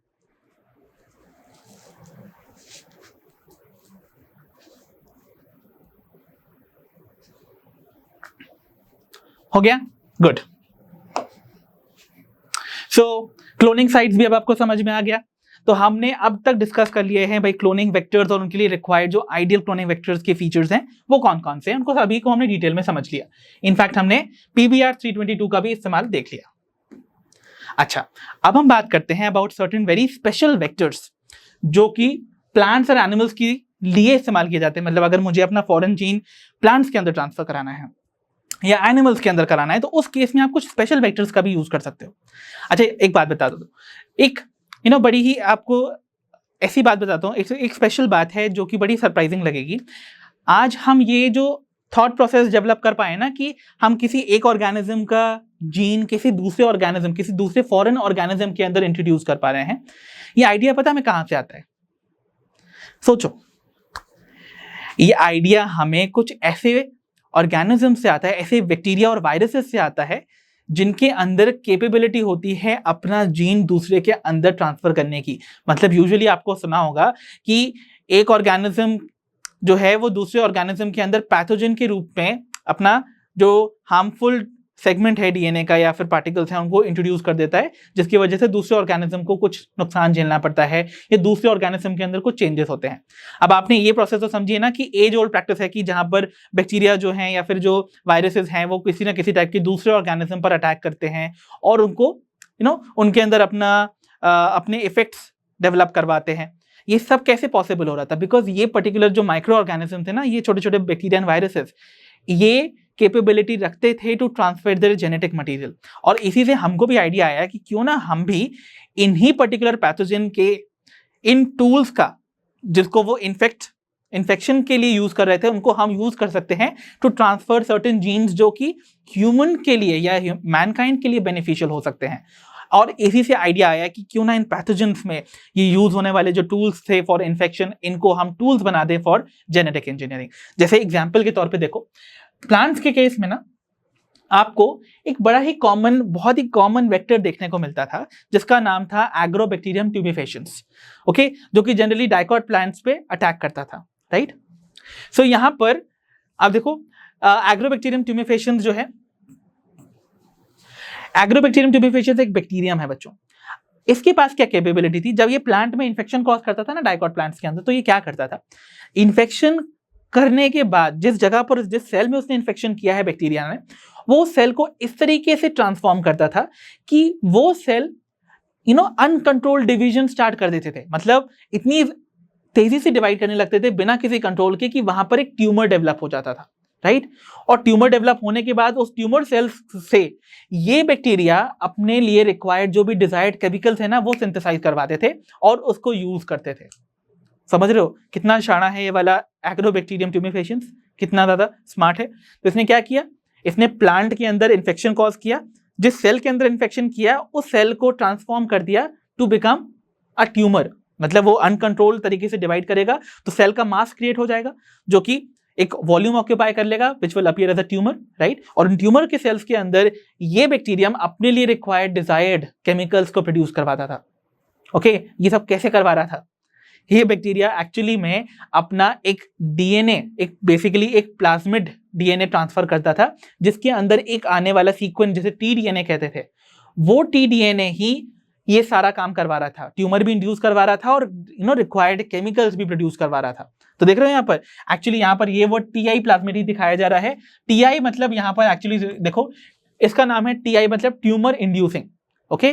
तो इस बैक्टीरियम के अंदर पाया जाने वाला ये जो प्लाज्मिड था, TI plasmid which is tumour inducing plasmid, देख रहे हो टीआई प्लाज्मिड, इसके अंदर एक सीक्वेंस मिल रहा है आपको। देखो यहाँ पर, इसको मैं ऐसे मार्क कर देता हूं, इस लेफ्ट बॉर्डर के एंड से राइट बॉर्डर के एंड पे ये जो सीक्वेंस मिल रहा है ना, this is called the T DNA region. इसके अंदर वो सभी सीक्वेंस मौजूद हैं जो कि पहली चीज तो जब किसी प्लांट सेल में इंफेक्शन के दौरान अंदर जाएंगे तो वहां पर उसको ट्यूमर सेल्स में कन्वर्ट करने की कैपेबिलिटी रखते हैं। दूसरा, उन सभी केमिकल्स के सिंथेसिस की कैपेबिलिटी रखते हैं जो कि इस एग्रोबैक्टीरियम ट्यूमेफिकेशंस को रिक्वायर्ड थे, इस बैक्टीरियम को। ठीक है, तो हमने क्या किया, हमने बस इसी टूल का इस्तेमाल किया। हमने सोचा भाई प्लांट को नुकसान नहीं होने देंगे, बट इस टीआई प्लाज्मिड की कैपेबिलिटी को हम एक्सप्लॉइट करेंगे हमारे बेनिफिट के लिए। तो हमने क्या किया, इस टीआई प्लाज्मिड में से इस टीडीएनए को चॉप ऑफ कर दिया, रिमूव कर दिया, राइट। ओके, उससे क्या होगा, ये टीडीएनए, टीआई प्लाज्मिड तो अंदर जाएगा, टीडीएनए भी अंदर जाएगा, बट इंफेक्शन कॉज नहीं होगा, प्लांट के अंदर ट्यूमर डेवलप नहीं होगा, बट वो सारी चीजें जरूर बनेंगी जो हमें रिक्वायर्ड है। तो यहां पर हम बीच में अपना डिजायर्ड सीक्वेंस इंट्रोड्यूस करके और भेज देते हैं प्लांट सेल के अंदर। तो एग्रोबैक्टीरियम ट्यूमेफिकेशन के साथ लिंक कर देंगे हम अपना फॉरेन डीएनए, इस टीडीएनए को हटा देंगे जो ट्यूमर इंड्यूस कर पाता था। और उससे क्या होगा, प्लांट के अंदर इन्फेक्शन तो होगा, बट वो ट्यूमर में कन्वर्ट नहीं होंगे, रादर वो सिंथेसाइज करने लगेंगे हमारे लिए यूजफुल प्रोडक्ट्स को। ठीक है, तो इसका इस्तेमाल है। सेकेंडली, इसी तरह से आप एनिमल्स के केस में भी पाओगे, जो रेट्रोवायरसेस होते हैं ना, आई होप आप सभी को पता होगा रेट्रोवायरसेस क्या है। सर्टेन ऐसे वायरसेस जो कि आरएनए से डीएनए डेवलप कर सकते हैं रिवर्स ट्रांसक्रिप्शन करवा के, जैसे आपने सुना होगा एचआईवी एक तरीके का रेट्रोवायरस भी है। वो भी क्या करता है, रेट्रोवायरसेस के अंदर कैपेबिलिटी होती है कि वो किसी भी नॉर्मल सेल को कैंसरस सेल्स में कन्वर्ट कर सकता है, भाई ट्यूमर कन्वर्ट करवा के फिर उसको एक जगह से दूसरी जगह माइग्रेट करने की कैपेबिलिटी भी दे देता है रेट्रोवायरस। तो रेट्रोवायरसेस की जो कैपेबिलिटी थी ना, to transform normal cells to cancerous cells, इसको भी हमने यूटिलाइज किया है एज वेक्टर्स। तो हमने क्या किया है, इन रेट्रोवायरसेस के अंदर को बेसिकली इन रेट्रोवायरसेस को हमने डिसआर्म कर दिया। इसका जो हार्मफुल या डैमेजिंग पोर्शन था ना डीएनए का, जो नुकसान पहुंचाता था नॉर्मल सेल्स को और उनको कैंसरस सेल्स में कन्वर्ट कर देता था, उसको हमने चॉप ऑफ करके रिमूव कर दिया। अब वहां पर हम इस रेट्रोवायरस को अगेन यूज कर सकते हैं as a vehicle to carry our foreign gene. तो हम अपना फॉरेन जीन जब ऐसे डिसआर्म्ड पैथोजन या वेक्टर को लिए, मतलब वेक्टर के साथ इंटीग्रेट कर दें या लिंक कर देंगे, तो अब हमारा ये पर्टिकुलर जो एक वायरस है, ये हमारे फॉरेन डीएनए के लिए व्हीकल की तरह एक्ट करेगा और ये कैरी करके लेकर जाएगा एनिमल सेल्स के अंदर और वहां पर एनिमल सेल्स के अंदर ये ट्रांसफॉर्मेशन करवा देगा, राइट। तो बेसिकली ये भी हम इस्तेमाल कर रहे हैं। तो ये कुछ स्पेशल वेक्टर्स हैं। प्लांट्स के लिए बड़ा कॉमनली यूज होने वाला vector would be Agrobacterium tumefaciens, जिसमें हमें मिलता है Ti plasmid to carry the gene. दूसरा, एनिमल्स के केस में रेट्रोवायरसेस को हमने डिसआर्म करके एक सुटेबल वेक्टर्स के फॉर्म में डेवलप किया है to carry our foreign gene into it. ठीक है, तो होपफुली आपको special vectors for plants and animals भी समझ आ गए होंगे। तो चलो बच्चों, अब हम बात करते हैं कि कैसे फॉर्म होता है एक रिकॉम्बिनेंट डीएनए। रिकॉम्बिनेंट डीएनए, जैसा आप सभी जानते हो, एक हाइब्रिड डीएनए है जिसमें आपके वेक्टर डीएनए जो ओरिजिनल डीएनए है उसमें लिंक हो जाता है हमारा एक फॉरेन डीएनए, राइट। तो कैसे बनेगा ये हाइब्रिड डीएनए, उसको देखते हैं। सो इमेजिन करो आपके पास आपका यहाँ एक फॉरेन जीन है। Okay, let me use a pen. Okay, so imagine ये मेरा फॉरेन जीन है, that is my gene of interest. Okay, so this is that gene. इसको मुझे आइसोलेट कराना है। मान के चलो ये जो जीन है इसको फ्लैंक कर रहा है, फ्लैंक मतलब इसके साइड्स पे मौजूद है the sequence of the restriction enzyme EcoR1, which is was, if you remember, GAA-TTC, याद है सभी को। फिर यहां पर भी GAA-TTC मौजूद है, राइट। और आपको पता है ऑपोजिट सीक्वेंस में इसका यहां पर भी होगा GAA-TTC। सिमिलरली GAA-TTC, याद है आप सभी को। ये मेरा सीक्वेंस था, ठीक है। और इमेजिन कर लेते हैं यहां पर ये मेरा एक वेक्टर है जिसमें अगेन मेरे इसी रेस्ट्रिक्शन एंड न्यूक्लियस का रिकॉग्निशन सीक्वेंस भी है। तो this is my, let's say, plasmid, जिसके अंदर ये मेरा EcoR1 का सीक्वेंस है। मतलब आपने क्या करना है, आपको अपने डिजायर्ड जीन को, दिस इज एक्चुअली, इसको मेंशन कर देते हैं हम लोग, हमारे पार्ट्स क्या क्या हैं। तो this is my desired gene and this is my vector, one second, this is my vector DNA, right. मुझे बस इस डिजायर्ड जीन को इस वेक्टर डीएनए के अंदर पहुंचाना है, ये मेरा अल्टीमेट एजेंडा है। How will I do that? इसको करने के लिए मुझे ये इंश्योर करना पड़ेगा कि मैं अपनी डिजायर्ड जीन और वेक्टर डीएनए दोनों को सेम रेस्ट्रिक्शन एंडोन्यूक्लियस से कट करवाऊं, जिसके रिकॉग्निशन सीक्वेंस दोनों ही डीएनए के अंदर मौजूद होने चाहिए। जैसे दिख रहा है तुमको यहाँ पर GAATTC जो कि रिकॉग्निशन सीक्वेंस है EcoR1 का यहाँ मौजूद है, प्लस आपके यहाँ पर डिजायर्ड जीन में भी मौजूद है, राइट। तो हम जब इन दोनों को कट करवाएंगे यूजिंग EcoR1, दोनों को हमने क्या करवाना है, कट करवाना है यूजिंग EcoR1, तो आपको कट्स कहाँ मिलेंगे, यहाँ पर G और A के बीच में, यहाँ पर भी G और A के बीच में, फिर इधर G और A के बीच में, और यहाँ पर भी G और A के बीच में। और यहाँ पर बताओ जल्दी से, इस वाले G और A के बीच में और इस वाले G और A के बीच में। तो यहाँ पर जो डेवलप कट्स मिलेंगे वो किस टाइप के सीक्वेंस बना देंगे, देखो ऐसे स्टैगर्ड कट के थ्रू फॉर्म करेंगे स्टिकी एंड्स वाले सीक्वेंसेस को। सिमिलरली ये वाला जो वेक्टर है ये भी कट ओपन हो जाएगा by the activity of EcoR1। तो यहाँ पर हमने क्या किया है, एक्चुअली हमने ट्रीटमेंट किया है with EcoR1। This is very important बच्चों, याद हमेशा रखना कि अगर आपको रिकॉम्बिनेंट डीएनए बनाना है तो वेक्टर और जो आपका डिजायर्ड जीन है दोनों को सेम रेस्ट्रिक्शन एंडोन्यूक्लियस से ही कट करवाना पड़ेगा, तभी आपको कॉम्प्लीमेंट्री स्टिकी एंड्स मिलेंगे। तो जब आप अपने इनको कट करवा लिया ना तो आपको क्या सीक्वेंस मिलेंगे, देखना ध्यान से। तो यहाँ आपको जो सीक्वेंस मिलने वाला है और यहाँ जो देखने को मिलेगा, ओके, इन दोनों को देखने वाले हैं। पहले यहाँ देखो, यहाँ जो सीक्वेंस मिलेगा वो क्या होगा, इधर से G हटा दिया तो बचा क्या, सिर्फ AATTC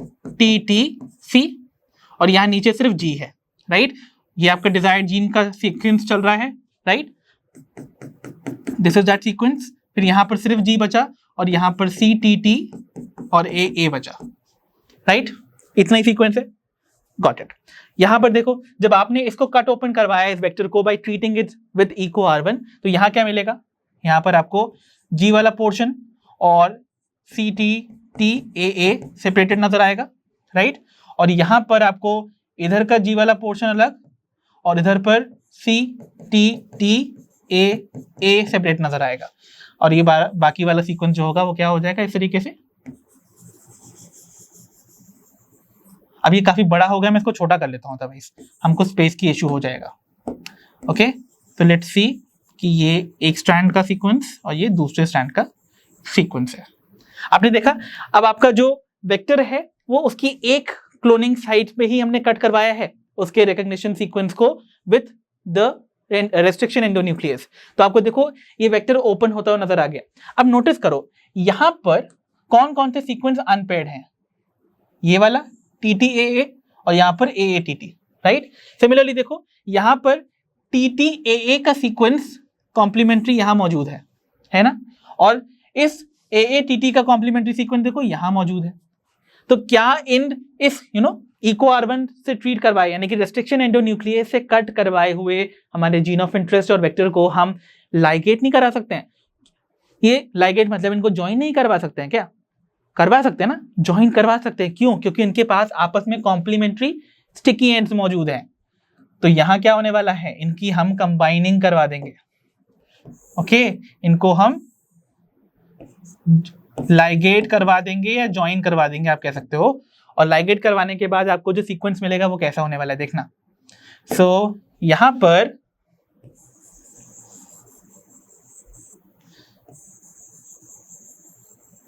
ये आपका वेक्टर का सीक्वेंस में यहाँ G मौजूद था, TTAA था, राइट। और यहां पर आपका सिर्फ G था और यहां पर CTTAA था, राइट। ऐसे ही था ना। अब आपने क्या किया, अपने इस डिजायर्ड जीन वाले सीक्वेंस को भी यहां इंट्रोड्यूस कर दिया। तो इस डिजायर्ड वाले सीक्वेंस को ना मैं ऐसे यहां इंट्रोड्यूस दिखाऊंगा। तो देखना यहां क्या आएगा, AATT यहां से आ गया और CG जो है वो किसका था, इसी का। सिमिलरली यहां पर क्या आया देखो, AATT CC का था और G इसी का था। तो आप देखोगे यहां पर बीच में आपका जीन ऑफ इंटरेस्ट भी ऐड हो गया। तो देखो जो स्टिकी एंड्स यहाँ पर अवेलेबल थे और जो स्टिकी एंड्स यहाँ पर अवेलेबल थे, दोनों आपस में कॉम्प्लीमेंट्री होने की वजह से पास में आके ज्वाइन कर गए, लाइगेट कर गए, जिसकी वजह से बीच का जो हमारा जीन ऑफ इंटरेस्ट था वो भी आ गया। इसका मतलब अब आपके पास एक ऐसा डीएनए डेवलप हो गया है जिसके पास वेक्टर के साथ साथ फॉरेन डीएनए का भी सीक्वेंस मौजूद है। ऐसा वाला जो पर्टिकुलर डीएनए मॉलिक्यूल प्रेजेंट ये डेवलप होता हुआ नजर आया है ना आपको, उसको हम ऐसे रिप्रेजेंट नहीं कर सकते हैं, ये वेक्टर है राइट, प्लाज्मिड, तो इसके अंदर मैंने क्या मौजूद कर दिया है हमारा, ये पहुंचा दिया है मेरा डिजायर्ड जीन। तो ऐसा वाला जो मेरा डीएनए है इसको हम कहेंगे एक रिकॉम्बिनेंट डीएनए। समझ में आया कैसे बनता है एक रिकॉम्बिनेंट डीएनए? ये पॉइंट क्लियर हो गया अभी, ये बहुत जरूरी है आप सभी को जानना, ठीक है। चलो, तो रिकॉम्बिनेंट डीएनए का फॉर्मेशन हो गया है क्लियर। अब हम आगे बढ़े। नाउ अब बारी आती है टू डिस्कस कि कैसे आप सेपरेट करोगे, मतलब कैसे आप सेलेक्ट करोगे रिकॉम्बिनेंट्स को from the non recombinants and even transformants को फ्रॉम द नॉन ट्रांसफॉर्मेंट्स। तैयार हो समझने के लिए? तो अब हम पढ़ने वाले हैं द स्क्रीनिंग प्रोसेसेस। तो सबसे पहला जो मेथड होता है सिलेक्शन करने का रिकॉम्बिनेंट्स का, आइडेंटिफाई करने का रिकॉम्बिनेंट्स को फ्रॉम नॉन रिकॉम्बिनेंट्स। रिकॉम्बिनेंट्स मतलब वो वेक्टर जिसके अंदर जीन ऑफ इंटरेस्ट मौजूद है वो रिकॉम्बिनेंट है, वो वेक्टर जिसके अंदर हमारा जीन ऑफ इंटरेस्ट नहीं है उसको हम नॉन रिकॉम्बिनेंट कहेंगे। तो रिकॉम्बिनेंट्स को पहचानना है फ्रॉम नॉन रिकॉम्बिनेंट्स, ये करना है राइट। तो उसको करने के लिए पहला जो मेथड होता है that is called insertional inactivation of the antibiotic resistant gene.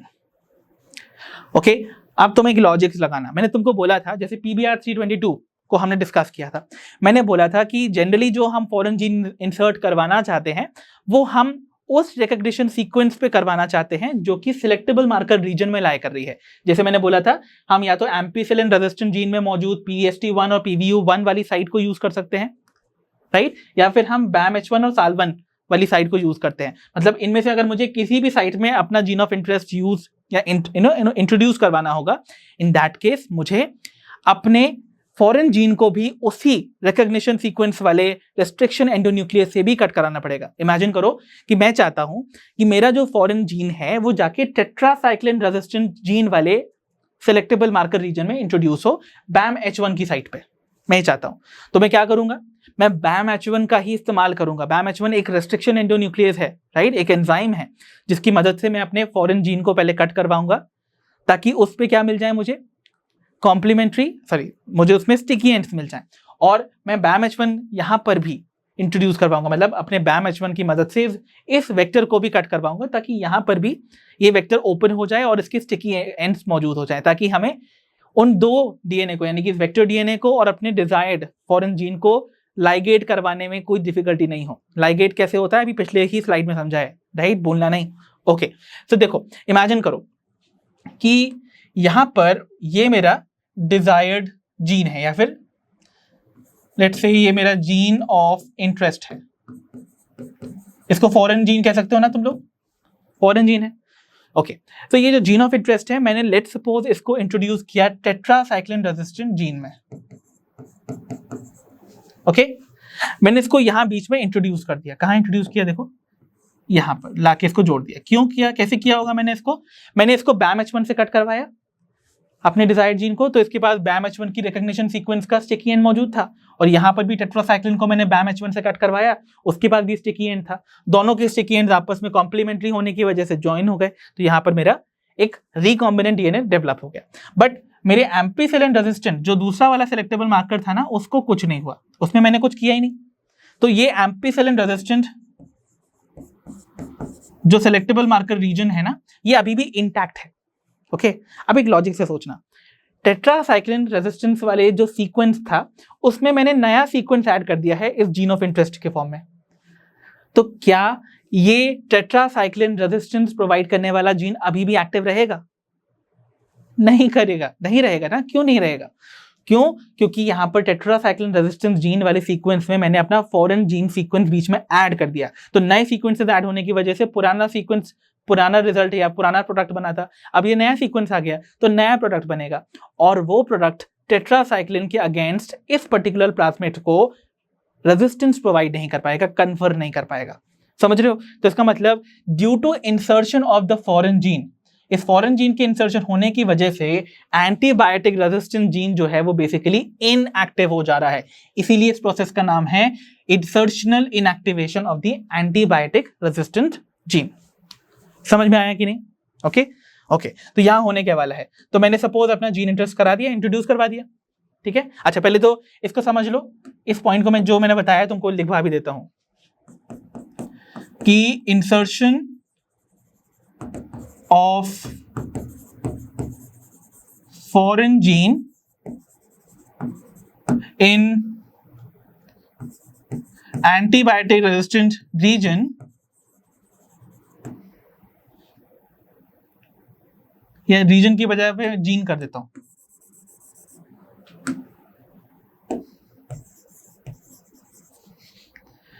Leads to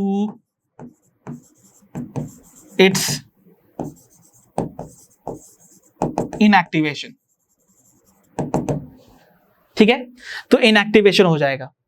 तो मतलब अब आपके जो प्लाज्मिड होंगे, याद रखना, जिस बैक्टीरियल सेल के अंदर प्लाज्मिड में आपका फॉरेन जीन होगा वो टेट्रासाइक्लिन के अगेंस्ट रेजिस्टेंस शो नहीं कर पाएगा, लेकिन एम्पिसिलिन के अंदर तो यहां कोई चेंज नहीं हुआ ना, तो मतलब क्या हुआ, एम्पिसिलिन रेजिस्टेंट जीन अभी भी एक्टिव है। तो मतलब ऐसे वाले जो आपके बैक्टीरियल सेल्स होंगे जिनके अंदर अगेन हमारा फॉरेन जीन है, वो एम्पिसिलिन वाले मीडियम में तो ग्रो कर पाएंगे, बट टेट्रासाइक्लिन रेजिस्टेंट वाले मीडियम में ग्रो नहीं कर पाएंगे। तो इसको कैसे स्टडी किया जाएगा, तो हम क्या करेंगे, हमारी बैक्टीरियल कॉलोनी की 3 कॉपीज बनाई जाएंगी, राइट। तो सबसे पहले हम क्या करेंगे, देखो हम सबसे पहले अपनी सारी बैक्टीरियल कॉलोनी को एक ऐसे मीडियम में ग्रो कराएंगे जहां पर कोई भी एंटीबायोटिक नहीं है। तो एंटीबायोटिक अगर नहीं है तो दोनों ही टाइप की कौन सी कॉलोनीज ग्रो कर पाएंगी, दोनों ही कॉलोनीज ग्रो कर जाएंगी। कौन कौन सी, ट्रांसफॉर्मेंट्स और नॉन ट्रांसफॉर्मेंट्स। ट्रांसफॉर्मेंट मतलब वो बैक्टीरिया जिनके अंदर ये प्लाज्मिड एंटर किया होगा। अगर उस बैक्टीरिया के अंदर ये प्लाज्मिड एंटर किया होगा तो वो एम्पिसिलिन के अगेंस्ट रेजिस्टेंस तो शो कर देगा और टेट्रासाइक्लिन के अगेंस्ट रेजिस्टेंस भी शो कर पाएगा अगर उसके अंदर ये फॉरेन जीन इंसर्टेड नहीं होता। और जीन अगर इंसर्टेड है तो वो रेजिस्टेंस शो नहीं करेगा, बट इस मीडियम में तो कोई एंटीबायोटिक ही नहीं है। तो मतलब यहां पर वो बैक्टीरिया जिनके अंदर प्लाज्मिड आया है या नहीं भी आया है, सारे ही टाइप के बैक्टीरिया यहां ग्रो कर जाएंगे, राइट। समझ में आ रही है कि नहीं, ठीक है। अब इसमें तो सारे ग्रो करके कॉलोनीज, मतलब आपको समझ में आ गया कि इन लोकेशंस पे ये सारी कॉलोनीज ग्रो कर रही हैं। अब आपने इसी बिना एंटीबायोटिक वाली मीडियम में मौजूद ही कॉलोनीज की एक रेप्लिका बनाई, इसकी एक कॉपी बनाई और इसको दूसरी प्लेटिंग में कल्चर किया। तो इसकी दूसरी प्लेटिंग करके इसको कल्चर करने के बाद अब आपने इनको ग्रो कराया एम्पिसिलिन रेजिस्टेंट या एम्पिसिलिन कंटेनिंग मीडियम में। तो यहां पर ये जो मीडियम है ना, कल्चर मीडियम, उसमें एम्पिसिलिन नाम का एंटीबायोटिक है।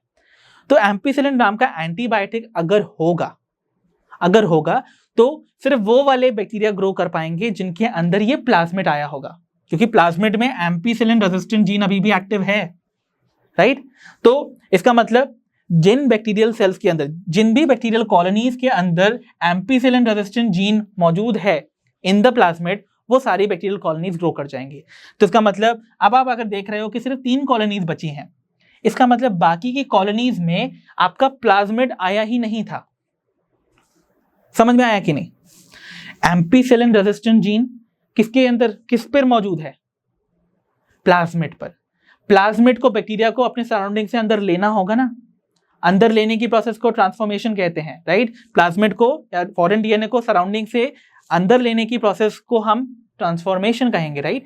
बट अगर ट्रांसफॉर्मेशन होता तो वो सरवाइव कर जाते वो बैक्टीरिया, बट उनके अंदर ट्रांसफॉर्मेशन ही नहीं होता। ये प्लाज्मिड जो है वो एंटर ही नहीं किया था उन दोज बैक्टीरियल कॉलोनीज। तो वो सारी की सारी कॉलोनीज देखो यहाँ कोई नहीं दिख रही हैं। पहले यहाँ पर देखो कितनी सारी कॉलोनीज हैं, बस उनमें से अब यहाँ पर सिर्फ 3 कॉलोनी बची हैं।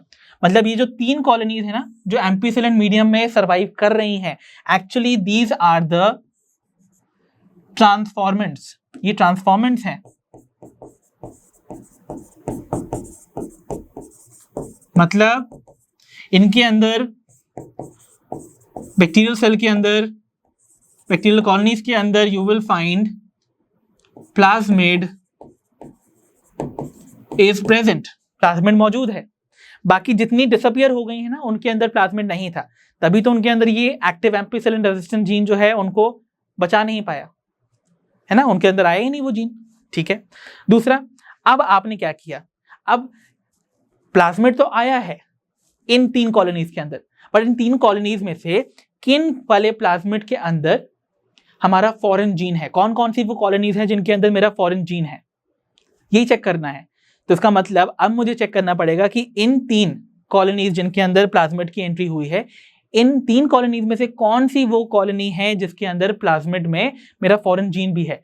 तो ऐसे में मैं क्या करूंगा, उसको अब फाइनली इसकी एक और कॉपी बना के इसकी प्लेटिंग करूंगा, उसको कल्चर करूंगा एक ऐसे मीडियम में जहां पर टेट्रासाइक्लिन नाम का एंटीबायोटिक है, वही टेट्रासाइक्लिन एंटीबायोटिक जिसके अगेंस्ट रेजिस्टेंस लॉस्ट हो चुकी है हमारे रिकॉम्बिनेंट प्लाज्मिड में। समझ में आ रहा है कि नहीं? तो मतलब जब मैं यहां पर कॉलोनीज ग्रो करवाऊंगा ना, मान के चलो इन 3 कॉलोनीज में से सिर्फ एक कॉलोनी ही बचती है, ये वाली आगे वाली, बाकी दोनों कॉलोनीज चली गई। अगर 2 कॉलोनीज चली गई बच्चों, मतलब वहां पर टेट्रासाइक्लिन रेजिस्टेंस लॉस्ट थी, टेट्रासाइक्लिन रेजिस्टेंट वाला जीन इनएक्टिव था। वो तो तभी पॉसिबल होता जब फॉरेन जीन वहां पर होता। इसका मतलब 2 कॉलोनीज जो डिसअपीयर हुई हैं from the original colony, actually ये दोनों ही हमारी रिकॉम्बिनेंट कॉलोनीज थी। यही दोनों रिकॉम्बिनेंट थी। क्यों? ये गायब क्यों हुई यहां से इस वाले मीडियम में जहां पर टेट्रासाइक्लिन था? क्योंकि इनके पास टेट्रासाइक्लिन रेजिस्टेंट जीन नहीं था जो इनको इस मीडियम में सरवाइव करवा दे, राइट? तो ये यहां पर सरवाइव नहीं कर पाई। टेट्रासाइक्लिन रेजिस्टेंस लॉस्ट क्यों हुई थी? बिकॉज यहां पर फॉरेन जीन इंसर्ट हुआ था। तो फॉरेन जीन का होना is going to be identified by checking कि वो एंटीबायोटिक रेजिस्टेंट जीन जो इनएक्टिव हुआ था उसमें कौन कौन सी कॉलोनीज डिसअपियर हुई हैं। जो डिसअपियर हो गई कॉलोनीज, इसका मतलब यही दोनों रिकॉम्बिनेंट थी। वाइल जो बच गई है इसका मतलब वहां पर टेट्रासाइक्लिन रेजिस्टेंट जीन अभी भी एक्टिव है, और वो एक्टिव तभी रह सकता है जब वहां पर फॉरेन जीन इंसर्ट ही नहीं हुआ हो। इसका मतलब यहाँ ये जो बची हुई कॉलोनी थी ना इस वाले मीडियम में, ये वाली कॉलोनी, ये colony, this was actually of the non recombinant. मतलब यहां पर प्लाज्मिड तो आया, बट उस प्लाज्मिड के टेट्रासाइक्लिन पे हमारा फॉरेन जीन नहीं मौजूद था। ठीक है, तो इस तरीके से हम इस प्रोसेस के थ्रू अपने ट्रांसफॉर्मेंट्स, नॉन ट्रांसफॉर्मेंट्स, रिकॉम्बिनेंट्स और नॉन रिकॉम्बिनेंट्स को आइडेंटिफाई करके एलिमिनेट करते हैं। ठीक है, ये एक स्क्रीनिंग प्रोसेस है। बट आपने देखा ये कितनी टेडियस प्रोसेस थी, इसमें कितनी बार तो कल्चर प्लेटिंग करनी पड़ रही थी, तो मल्टीपल प्लेटिंग करते करते इतना टाइम वेस्ट हो रहा है, राइट? तो ऐसे में एक सिंपल मेथड की रिक्वायरमेंट थी। तो अब एक सिंपल मेथड मैं आपको बताने वाला हूं for screening of the transformants and the non transformants को, ओके, और रिकॉम्बिनेंट्स को फ्रॉम द रिकॉम्बिनेंट्स, जो कि आप विजुअली सिर्फ देखकर ही आइडेंटिफाई कर सकते हो कि कहां पर रिकॉम्बिनेशन हुआ है और कहां पर नहीं हुआ है। And that method is called the blue white screening. Okay, so let's talk about blue white screening. अब यहां पर ब्लू व्हाइट स्क्रीनिंग में ना आपको कुछ ऐसे चीजों का इस्तेमाल होने वाला है, जैसे फॉर एग्जांपल यहां पर ना मैं आपको एक जीन के बारे में इंट्रोडक्शन दूंगा विच वाज कॉल्ड बी गैल जीन। इसको बीटा गैलेक्टोसाइडेज जीन कहते हैं। एक्चुअली अगर आपको लैक ऑपेरॉन याद है मॉलिक्यूलर बेसिस ऑफ इनहेरिटेंस का, उसी का नाम उसका लैक जी जीन जो हुआ करता था ना, बीटा गैलेक्टोसाइडेज जीन। ये जीन एक ऐसा एंजाइम प्रोड्यूस करता है जो जब किसी क्रोमोजेनिक सबस्ट्रेट पे एक्ट करता है, क्रोमोजेनिक सबस्ट्रेट मतलब क्रोमोजेनिक सबस्ट्रेट, देखो नाम को ब्रेक करना सीखो। क्रोमो वर्ड आता है from the word chroma, chroma शब्द का मतलब होता है कलर, है ना? जेनिक मतलब जनरेटिंग। तो कलर जनरेटिंग सबस्ट्रेट पे जब इस जीन के बनाए हुए एंजाइम एक्ट करेगा, क्या एक्ट करने वाला है? इस सबस्ट्रेट पे एंजाइम एक्ट करने वाला है बीटा गैलेक्टोसाइडेज। तो वो क्या करेगा? एक कलर्ड प्रोडक्ट बनाएगा। कौन से कलर्ड का प्रोडक्ट? Blue coloured product. ठीक है, तो मतलब वहां पर ब्लू कलर का प्रोडक्ट मिलेगा। बट आप इसी जीन का इस्तेमाल कर सकते हो टू आइडेंटिफाई कहां पर ट्रांसफॉर्मेशन हुआ है, मतलब कहां पर रिकॉम्बिनेशन हुआ है और कहां पर नहीं। कैसे देखना? तो देखो, मैं अगर इस पर्टिकुलर जीन में, ये मेरा बीटा गैल जीन था, इसमें बीच में जाकर अपने एक फॉरेन जीन को इंसर्ट करा दूं। Now this is my foreign gene. Foreign gene बीच में जाके बीटा गैल जीन में इंट्रोड्यूस हो गया। तो अब आपको पता है हमारा ओरिजिनल जो जीन था वो एक एंजाइम बना रहा था, बट उसमें नया सीक्वेंस ऐड होने की वजह से ये जो जीन था बीटा गैल जीन वो इनएक्टिव हो गया। अब वो उस एंजाइम को प्रोड्यूस नहीं कर पाएगा जिसको वो बना रहा था। तो यहां पर no enzyme will be produced.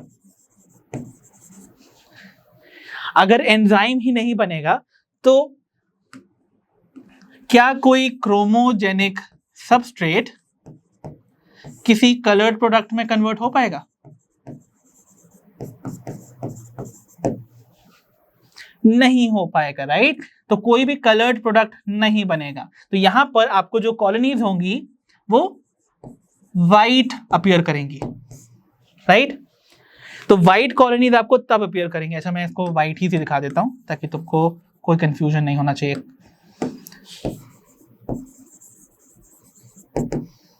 तो नोटिस करो एक चीज, ब्लू कलर्ड कॉलोनीज ओरिजिनली बन रही थी जब जीन एक्टिव था, नॉर्मल था, बट इसमें मैंने अगर फॉरेन जीन को इंट्रोड्यूस करा दिया तो अब ये जीन इनएक्टिव हो गया।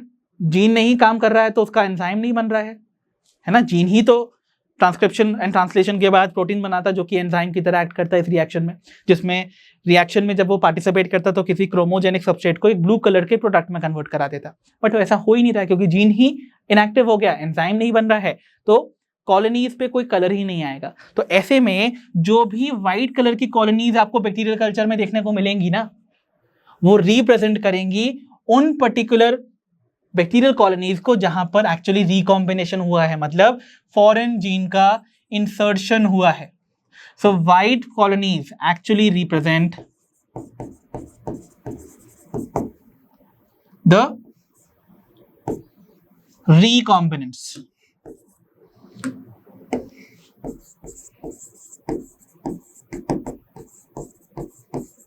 एंड जो ब्लू कॉलोनीज होंगी बच्चों, ये ब्लू कॉलोनीज रिप्रेजेंट क्या करेंगी? दे विल रिप्रेजेंट दी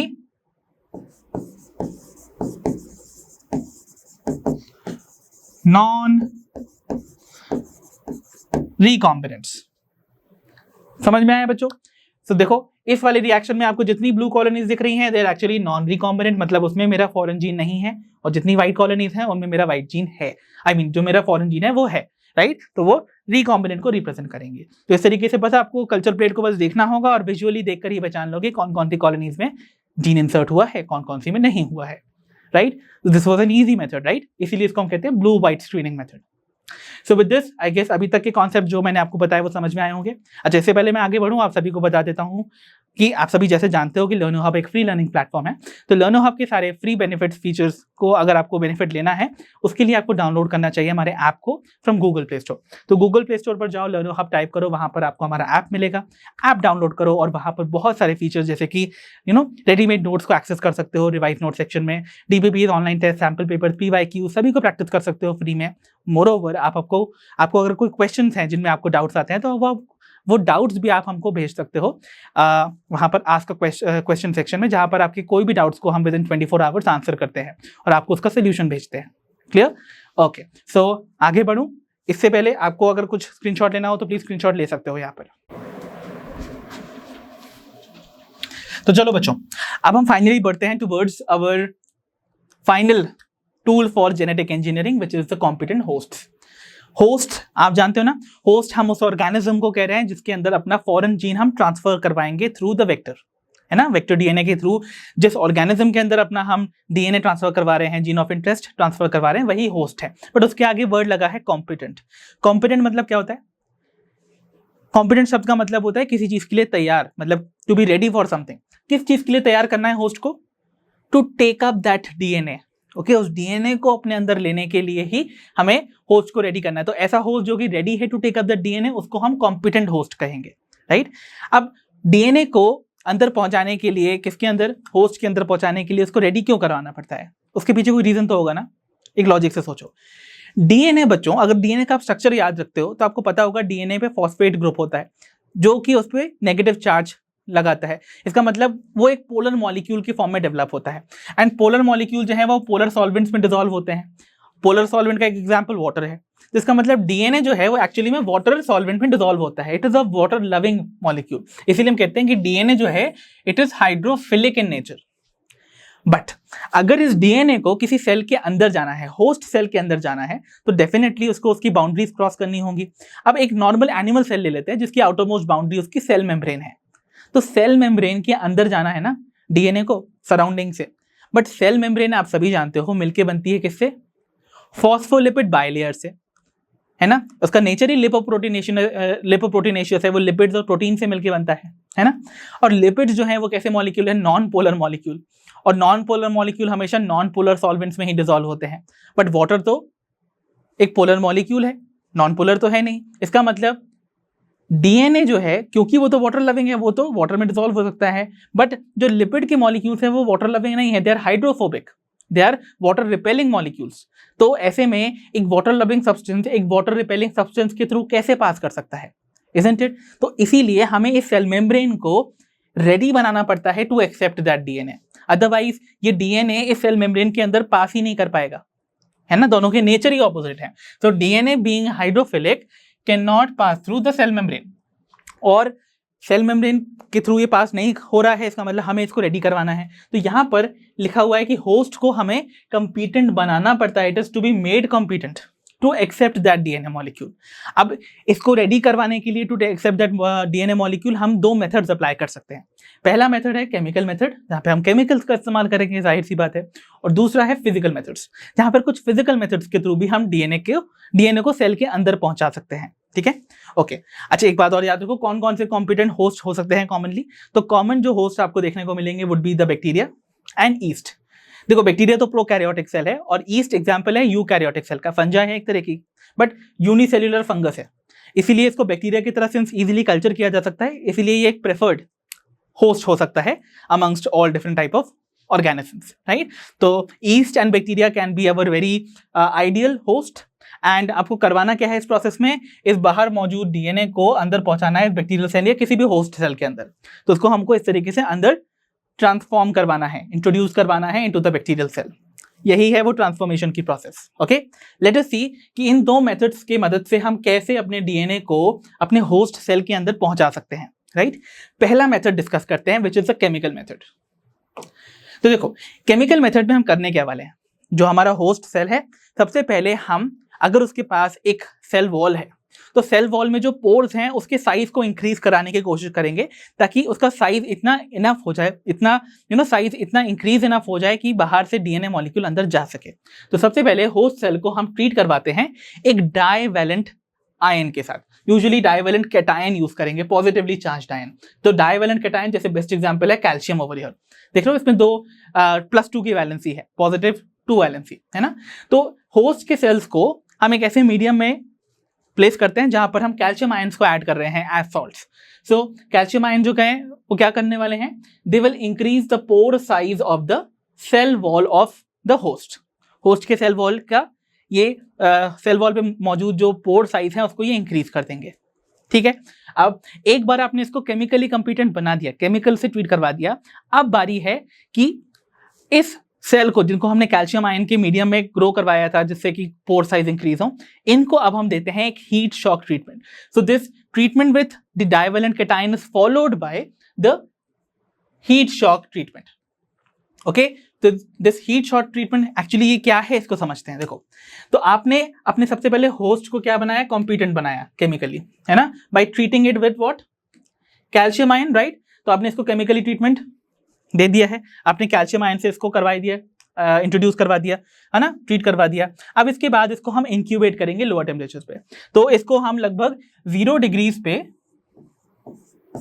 इसको इंक्यूबेट करेंगे, ओके, इसको प्लेस करेंगे।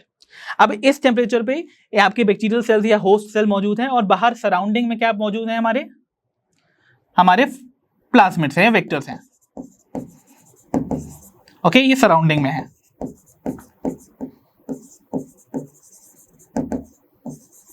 ठीक है, सराउंडिंग में मौजूद है।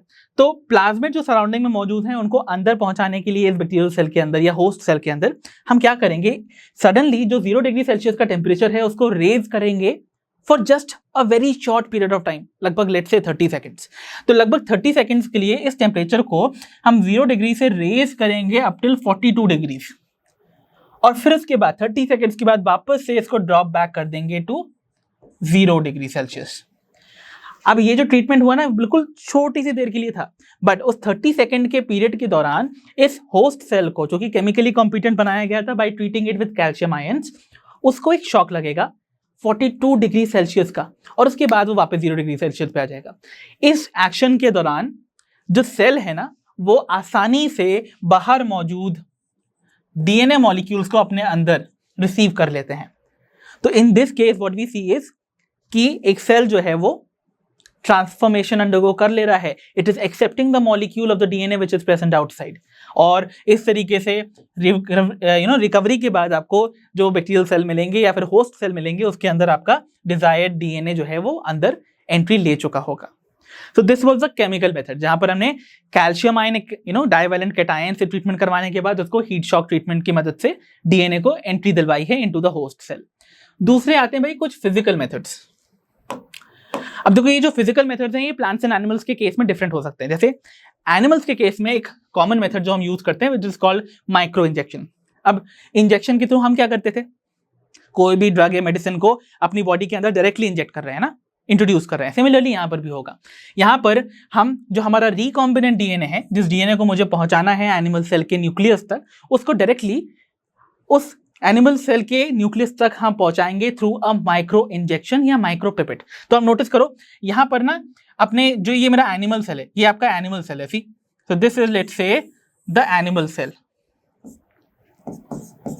ये एनिमल सेल, और इसको होल्ड करके गया है, रखा हुआ है एक पोजीशन में with the help of a suction tube. तो ये एक सक्शन ट्यूब है। What is this? This is a suction tube. I hope this is visible. नहीं है तो मैं एक काम करता हूं, इसको व्हाइट से कर देता हूं। तो this is a suction tube, ठीक है। सक्शन ट्यूब की मदद से एक प्रेशर जनरेट होगा जिसकी वजह से ये सेल अपनी पोजीशन में हेल्ड रहेगा। अब आप क्या करोगे, एक नीडल की मदद से, एक माइक्रो नीडल कह सकते हो या माइक्रोपिपेट कह सकते हो, इसकी मदद से, I am using this one, इस नीडल की मदद से यू सी आप अपने डीएनए को डायरेक्टली इंजेक्ट करोगे इस सेल के न्यूक्लियस के अंदर, राइट। तो आपका जो डीएनए है वो 100% सीधे डीएनए कहां पहुंचेगा, न्यूक्लियस के अंदर, जहां उसको पहुंचना चाहिए था, राइट। तो इसके जो चांस होते हैं ना डीएनए डिलीवरी के, दिस इज 100%, राइट। तो इस टाइप के मेथड में जो रिकॉम्बिनेंट डीएनए है, जिस डीएनए को हमने प्रिपेयर कराया है, उसको इंजेक्ट करेंगे into the nucleus of the animal cell using a micropipette. So over here ये जो नीडल दिखाई दे रही है, इसको माइक्रोपिपेट या माइक्रो नीडल कह सकते हो। वहीं अगर प्लांट सेल्स की बात की जाए, प्लांट सेल्स के केस में इतनी आसानी नहीं होती है, बिकॉज उसके बाहर एक प्लांट सेल की वॉल भी होती है ना। तो ऐसे में हम यहाँ पर जो मेथड यूज करते हैं दैट इज कॉल्ड बायोलिस्टिक्स या फिर the gene gun method. Plant cells को हम बेसिकली गन बता रहे हैं ना, जीन गन, यहाँ पर हम बम्बार्डिंग करेंगे, है ना, पार्टिकल्स की। तो यहाँ पर प्लांट सेल्स को हम बम्बार्ड करते हैं हाई वेलोसिटी से रिलीज होने वाले कुछ माइक्रो पार्टिकल्स पे। तो देखो हम क्या करेंगे, ये गन दिख रही है आपको, जीन गन मान लो इसको। इस जीन गन के अंदर बहुत सारे माइक्रो पार्टिकल्स हैं made up of either gold और टंगस्टन, राइट। सो ये जो माइक्रो पार्टिकल्स हैं दे गोल्ड और टंगस्टन के मिलके बने होते हैं।